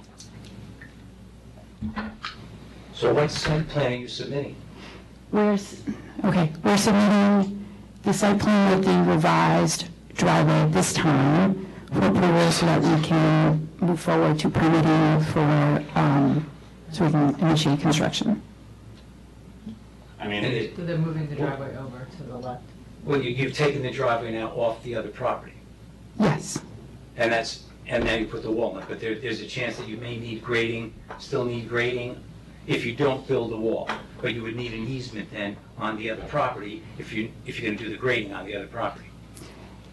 Potentially, I mean, with the, Well, I'm trying to get, which site plan is being submitted as the final site plan that you want us to review? And is that the site plan that was submitted prior to the deadline for submission? That's what I'm trying to get. Aren't you in essence trying to fast track this in that you're bogged down with an easement and your ultimate goal is to have your drive like you had originally, and what you did is you just moved it onto your property so that one could go forward, and then you're going to be coming back to us if this easement materializes? Yes. well, at Let the applicant speak to the issue, okay? Okay, sure. At the based on discussions with the building department, following the discussions that were had between the village consulting attorney and the client's attorney, it was established that without a signed easement, that the proposal for the building of the residence on this property would not be approved. And in the interest of advancing the construction, which will take, 8 to 10 months, 12 months, it was suggested that we submit a proposed plan that has the driveway fully within the limits of the Lot 11 property, which is what we had submitted to the building department and also to Home Engineering by Monday of this week, as was told to us to do. And so we're seeking approval based on that plan. There was two on that Monday. The first one had grading on the lot 12. Right, the grading, We had another one Monday afternoon. right, the subject grading that we didn't want to show on the 12th at all. To make a suggestion, you still have construction drawings that need to be reviewed? Yes, for permit. So why don't you get those into me? And by the time I review those and you get the comments and those corrections made, you'll be here and there'll be no loss of time. They need a variance though? No, they have to take the wall out. Wall has to come out. They have to they'll have to give them another month to either resolve the easements or come up with a driveway plan that doesn't increase the coverage. Okay, Well, I'm very uncomfortable. Oh, we're not- Trying I to understand. get, to approve something when I don't know what it is we're approving now. There was an application or site plan that was submitted on time, and then there were applications or site plans that were submitted after the deadline. So I don't think it's appropriate for this board then to be making decisions on applications or materials that are submitted after the deadline. Otherwise, if we break it down for you, then we just have to break it down for other people. So I think, as Ed is saying, I think what you ought to do is make the corrections that need to be made, and then come back, and at that point, in November, you'll be in good shape to have the site plan approved.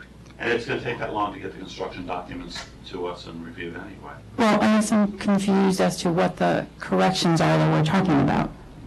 You have to correct all your coverage calculations on the plan to include the wall or remove the wall. The wall that we don't, okay, can we just say that we're going to remove the wall? They're only going to remove the wall if you get the easement. No, I'm going to say we're just going to remove the wall. Yeah, we have to see the grade to see if it works. What, we're not going to take my word for it? No. I'm not trying, please don't misunderstand. I'm not trying to make light of what the process is here, and I'm not trying to make light of the very real responsibility that your board has in watching over what happens and what takes place and making sure that it's in accordance with what you approve and what the village requires based on its codes. But I don't want that to be misunderstood at all. We're just struggling because we've been methodically working through all of the requirements and trying to advance the process, that's all. Okay.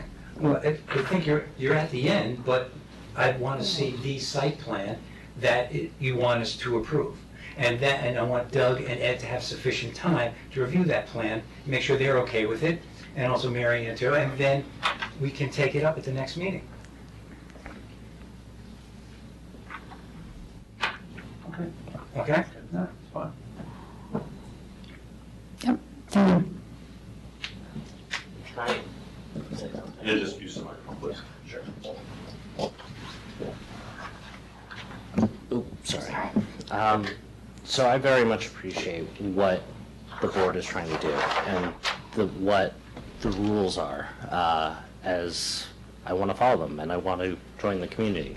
But what, to be totally honest here, is I'm experiencing is a neighbor or landowner who doesn't live in this community, has no intention of living in this community, and is using the easement agreement as a prevention from us being able to build our house. And so I really appreciate that you want to have this thing nailed down and squared away. I get that. But what I'm saying here is that the process is being used against us in this way. And it's inhibiting the development of this property and the development of this town. So then that's a little different. So you're having issues with getting this easement, so you might not get it. Well, the easement is legal. It's there. It's in the subdivision. It's all of these things. But the sort of the want to have everything, literally a maintenance agreement in place has made this very difficult. And the gentleman who owns the property and is trying to sell the property sees that not having a driveway shared is advantageous to him. And so we are now, so now we are sort of hostage to that. And that's frustrating and, from my perspective, a little bit unfair. And all I'm trying to do is say we can build and come to a common accord with this person. I believe it. We've worked through the language with Ms. Street, I believe. No, let me just explain. It's not, this board doesn't care about the maintenance, the driveway maintenance easement. That's between you and your neighbor.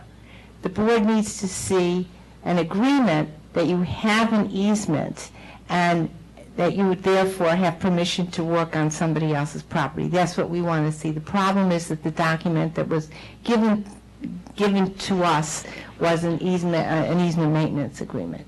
I spoke with your lawyer. Your lawyer does understand why you need an easement agreement. They are having difficulty with the neighbor getting it, maybe or maybe not. I understood that the property owner next door called me this week to say he thought it was going to be resolved by the end of this week. He thought he had a buyer for it who would buy it with it, but that's not my business. I'm not sure why he called, but just to let you know. But in any event, the board, it's not the easement maintenance agreement. It's proof that you've got an easement. The fact that it appeared on the subdivision plat doesn't create the easement. The easement had to be created, and it never was. Somebody else tripped up at some point, and that's what's got to be fixed. If they build the driveway entirely on their property, that's okay. They don't need agreement from the people next door. But as you're right, that's not the But plan that's what they're we showing got. here, but then there's an issue about some wall. Yeah, but that's not the, yeah, they are, but the that concern wall is this is not the plan that was in our packet. Does it go over? Yeah. Does it go over? That wall would put it over, yeah. Ah, there you go, okay.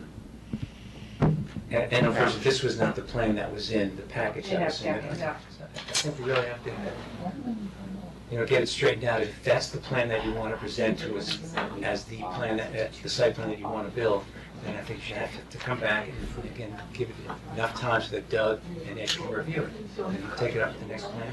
I'm sorry, but, I don't want to start making special exceptions because then the next client, the next applicant will say, well, you did it for them, do it for us.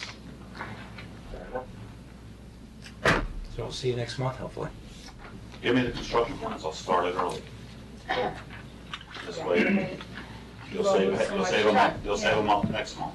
Okay, just to confirm that, we can proceed with submitting construction plans to you for approval, contingent on planning board I approval. can't approve them, but I can review them. Yes. I'll get it started. Mhm. That'll save you a month next month. Yes, thanks.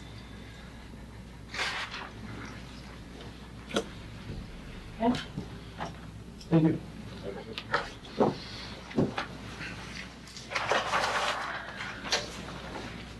Our next item is 2016-23, Ferry and Stewart, State Riverview Road.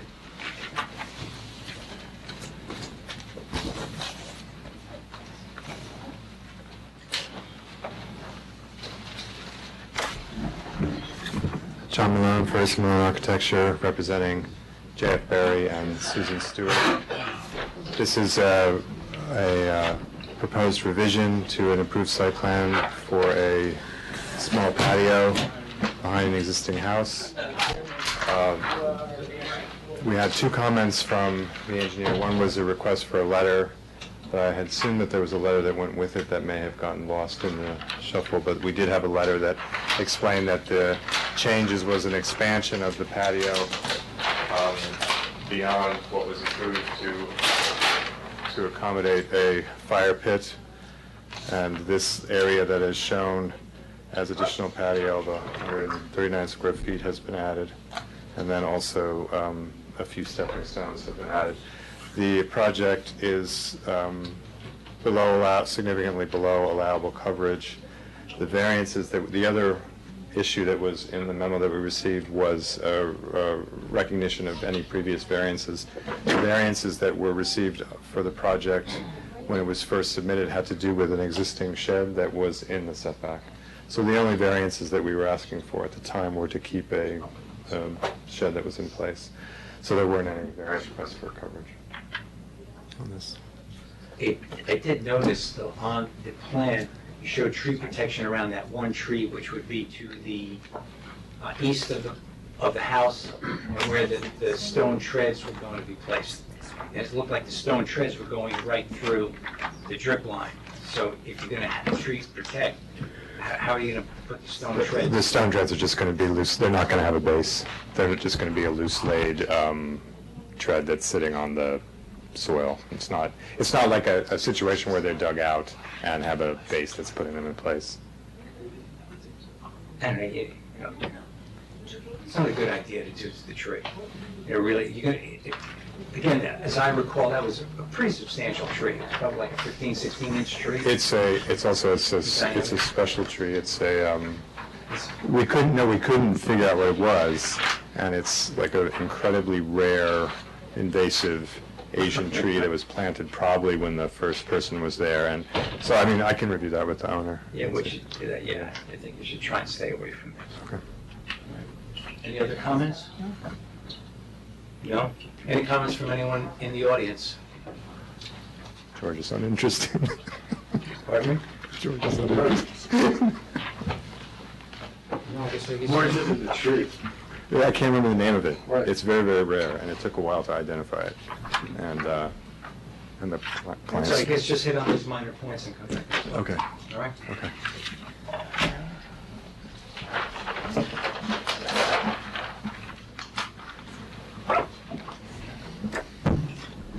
Next item is 2017-29, DeLuca, 128 North Broadway.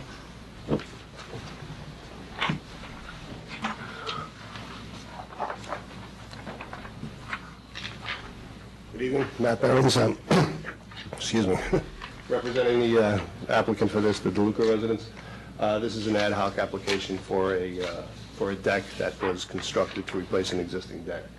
The current owners removed the deck and built a new one, slightly reconfigured it without permits and pleading ignorance. And there's also a stone retaining wall that has failed that needs to be rebuilt. And I think that also what's been determined too is there's a shed in the northwest corner that needs to be approved. So I guess you need variances for the coverage, or a variance for the coverage, according to Han Shirley. And then there's just some other items, I think if you take care of these, you can come back next month for our approval, but I think in the meantime, unless the board has any issue, we can go to the ZBA. Yep, okay. I will do that. Before we do that, sorry, any comments from anyone in the audience on this matter? We need to verify the coverage too, to send over the breakdown. I will. And a discussion on the shed. Yeah, and I'll include the shed. I had it shown on the coverage, but I'll give you a call tomorrow. We'll just go through it and make sure I didn't miss anything. The shed only the front yard and side yard variance. And that's an existing wall that needs to be repaired? Yes. You're not building it any bigger or wider? No, it's going to be repaired. Okay, we'll see you next month then. Could you just put a note on it that it's going to be repaired in kind? Yes. Okay, thanks. Next item is 2017-28, Norton, 1 Ardsley Avenue East. Nobody here for that matter? I'm here, but Brad has just stepped out. Okay, well, let's go down to 2017-27, Provenzano, 45 Half Moon Lane.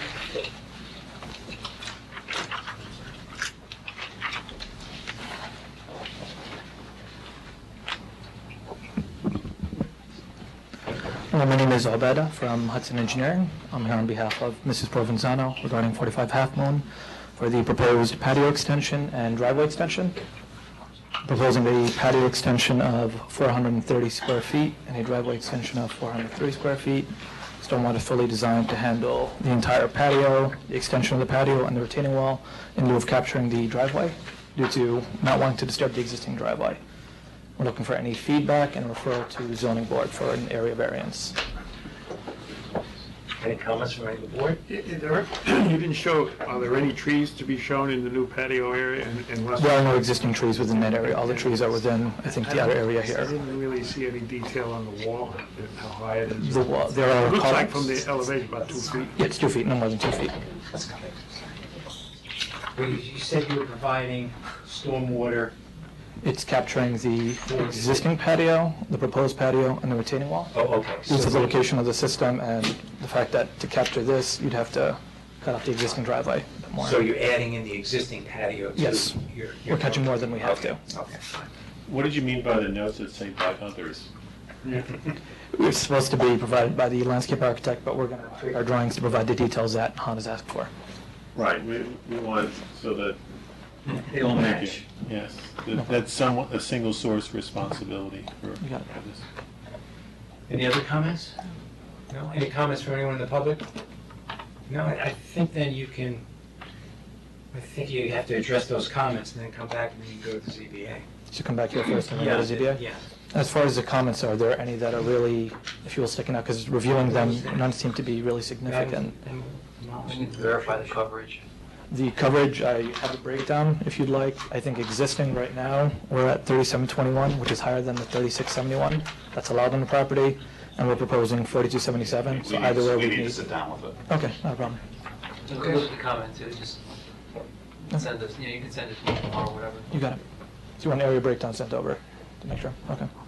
So we'll see you next month and then you, Send over to once you ZBA. address those, you can go on to the ZBA. Do you have any other comments as far as the actual layout or anything like that? No, Any no, issues? no, I don't. Any board members? Okay. No, I think we're good with that. Thank you. Okay, thanks. Let's go back then to 2017-28, Norton, 1 Ardsley Avenue East.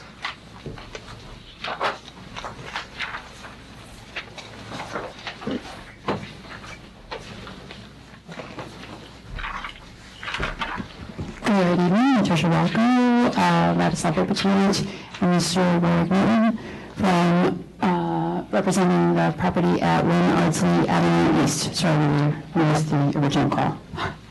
So we're seeking approval for the reconfiguration of a patio at the rear elevation of the property, of the house that is, currently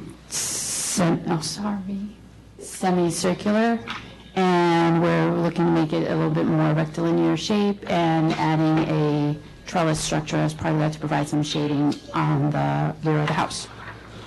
So the area of impact where this is happening is right in this little shaded area here, and we've configured the geometry of, or the new proposed geometry of the terrace to match what the existing coverage of the current curved brick terrace is. Any comments? No. Any comments from anyone in the audience? No, I would think the only item is that the existing coverage exceeds the allowable, so I guess because you're doing the work in changing the Configuration. configuration, right, I think you'd have to go, you're gonna have to go to the ZBA for this. Yeah. Sorry, but that's what it says. Yeah, we saw that on the comments from the engineer. All right, and just respond to these comments and then we should be good next month. Okay, so we need to come back for the? Yes. I just want to be clear. Yes. Go to ZBA. They could go to. They can go to the ZBA, You you said go to it. the ZBA, but then you'll have to I come don't think back. that was clear, okay. Okay, I appreciate the clarification. One question I would ask with respect to the comments from Han Engineering, there's a note about having all the trees that are single trees greater than 8 inches located on the property, and I wondered if, given that the impact of the work that is proposed is in the immediate vicinity of the house where there is no trees, whether we could waive that requirement? I think so, I think that if you also, Oh, sorry, I was gonna say, if they're gonna be impacted, if they're within, Are they within the construction access? yeah, that was the other point I was gonna make. We'll show the construction access, and if there's nothing Protect the within trees that that way. area, then, yeah, you wouldn't have to show anything that beyond that. Okay. Okay, so the construction access and then the area of disturbance, if there are no trees within that, then you don't need to show the other trees. Okay. Okay? Understood. That's it. Okay, thank you. Next month, you have the ZBA. And Have a good evening. 2017-31 Otto Hermits Road.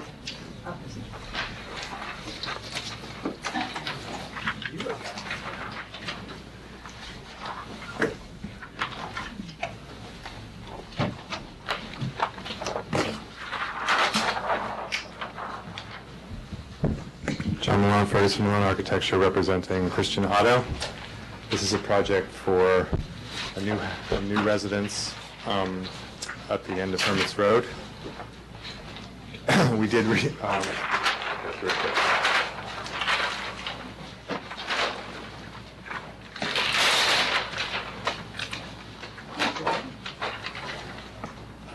this is a wooded lot adjacent to a water tower at the end of Hermits Road. The client's goal here was to develop the house in such a way that would have a limited impact on the woods and specifically the trees, and to try to occupy this site in a way that wouldn't lead to a lot of clearing. The location of the house is positioned between these two rock outcroppings, and it is relatively distant from the adjacent houses and the water towers here. Many of the comments that we had from the engineer had to do with engineering requirements, and part of the reason we received these requirements is we presented the project currently with a septic system located, which is similar to the septic system that was presented when the job was subdivided. And then we've also presented it with a force main, which is a underground sewer, which would eliminate the requirement for the septic system. The goal of the client is to do the force main, because the force main would have less impact and would maintain the character of the site to the maximum degree. The issue with the force main is that it involves a project that it was also in front of the board that is down at the end of Hermits Road, and it involves connecting to a force main that is not in place at the moment. So the position that we're in right now is trying to negotiate and understand the condition that's going to happen when that force main is going to be built, and the preference is to extend that force main. We had a meeting earlier today, and we'll continue to have meetings, and are trying to pin that down. Based on the conversation that you guys had about the last project or earlier project, at a certain point you'll need a site plan from us, and we're glad that you're willing to have an initial meeting on this, because there are other issues on the site that we want to make sure we address and get picked up and brought in that are separate from the issue of whether or not the septic system would be installed, or whether the force main. I just wanted to lay that groundwork because the intent of the project is to have the limited impact and on the trees. Yeah, the plan was very difficult for me to understand. Because of the force main, right. So I think what we should have done in addition to the application is I should have written a summary that indicated why they were both shown at this point. And then also, you showed tree protection on the demolition plan, but you don't show the tree protection on the site plan, and you're showing all the trees still in the septic field. Right. But because we don't want to take those trees down. Yeah, we have to at some point come back to you with something with some clarity in terms of which approach we want to present, at least at the moment. And what that will most likely be will be the force main approach. So I just wanted to let you know. As long as we're talking about trees, in the building envelope, there was a lot of trees coming down to make way for Yeah, that. there are trees coming down. And there's a lot of trees remaining too. Right. Is there any plan to add some trees because you took so many down, or is there a need not to add any trees? You know, the site is wooded. Yeah, it's very wooded. You know, I'm not sure that it's crucial to add additional shade trees or something. And I know that there was a request for a landscape plan. The goal, again, was to do something that was very natural.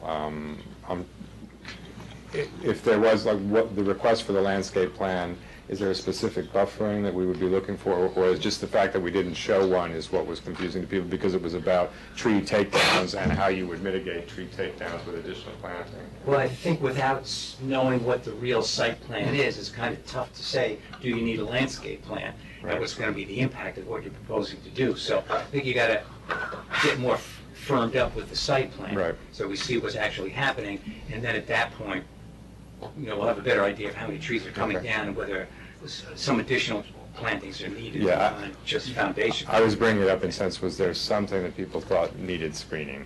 You know, if there, I don't think there's I just want to confirm that I'm not seeing a screening I think this issue is another one of these atmospheric jobs, and I think what should happen here is that you should really come in with what you want to do and present it and show it as you envision it, so that people here can react to it. It isn't like a design by consensus. You should come here with what you think makes sense for this site, and then present it to us. Right, I mean, I think the only thing, just to be clear, the only thing that is up in the air at the moment is really the septic field.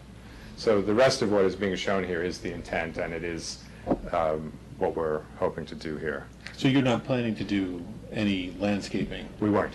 All right, so then... Yeah, no, we weren't, that's why I'm asking, but we had a request for a landscape plan in our comments, so I'm just trying to address, what was behind that request. Is it a requirement to mitigate trees that are taken down, or could we? Well, your tree list was all just 18-inch, 16-inch, didn't identify the species, and it just said good on the condition of each one of them. Right. I mean, has anybody actually looked at that, or is there Yeah, well, that's- an arborist report on that? We can provide, that could help, we could provide arborist numbers for the trees in Trees the that are area of coming down. impact, Yeah. right, yeah, certainly in the area of impact, and then, right, we can certainly update that, and then, so if there's something of value, then that would probably, indicate whether you would want a landscape plan. But there's no general resistance to keeping it woodland and without having elaborate planting. No. On the drainage, there's a lot of rock around, and I'm not sure if you go the septic route and you have the subsurface storm drainage disposal system, I don't know the relative distance between, because I don't know where this, now I can see the septic, I guess I didn't turn the page, maybe they stuck together. I wouldn't want the drainage disposal system to impact the septic system, if you go the route of the septic system. Right. The septic's above it for now. The septic's above. Oh, okay. But we haven't really reviewed much of the drainage. It's just not conceptual, but we haven't seen any drainage reports or calculations or anything yet. Right. You're going to need the ejector pump to get up to the septic field. Yes. Do they need a pump for that? It's above the height of Yeah. I saw it on, but then to put the force main. The force main would have its own pumping system, which is sort of a different pumping system, so, But I think you have two different, in essence, talking about landscaping, you have two different projects. right, You have a septic- right, if you have a septic, that would be a landscape plan, so. This is where it gets into... Okay, so do you guys, are there any issues about the house? Would you like to review the house? Because we didn't have any comments about the actual construction or the disposition I on the lot. personally think that what has to happen here is you have to come in here with a more comprehensive what you want to do. It's not a sort of do this, what do you think of that kind of thing. So I would prefer if you came to us with like, this is what we're doing, not a... So again, George, it's really only I'm just saying that the house that's being designed is what's shown in here is what's being proposed. The only difference is whether or not there's a septic system here, or that septic system doesn't happen, all the trees stay, and there's a force main that's underground. I mean, that's... But John, there's a completely different approval process for either one. Right, no, I was saying, I know about the civil, I was just trying to jumpstart, if there's any comments about the design or location or position of the house, because that sometimes comes out, the mass, the position, if there's anything about that. If there's not, if you want to wait, we can come back. I would rather wait, because I have to admit, I got frustrated trying to read the plan. And I said, I put it away after 5 minutes. I said, I don't know what's going on. There's a lot of trees, a lot of shrubs, trees that come out if the septic is the route, and that's facing Hermit Road, isn't it? So I don't know if there's a need for any screening if the septic... Again, I don't know if you, what's beyond that septic field on the next property? Is it all wooded there, or is the road right there? The water tower is The water here, tower's right and there. It's sort of... I don't know, depending on what's going to come out, you may decide you want to do some screening there. Right. Okay. I was just trying to pick, if there were thoughts, I'm just trying to, suss them out if there were thoughts about the house. You don't have to cut the trees and do this. Right, yeah, that's the goal. Any comments? Any other comments? Any comments from anyone in the public? Is there any, there's other houses on that between you and where the existing force main is. Is there any collaboration to get this thing done? Oh, well, we're going to explore that. Yeah, we're going to explore that to the extent we can. But, you know, the expense that's associated with the force main, and that is part of what's being discussed right now. Okay. Thank you. Do you have a motion to adjourn? Second. You in favor? Aye.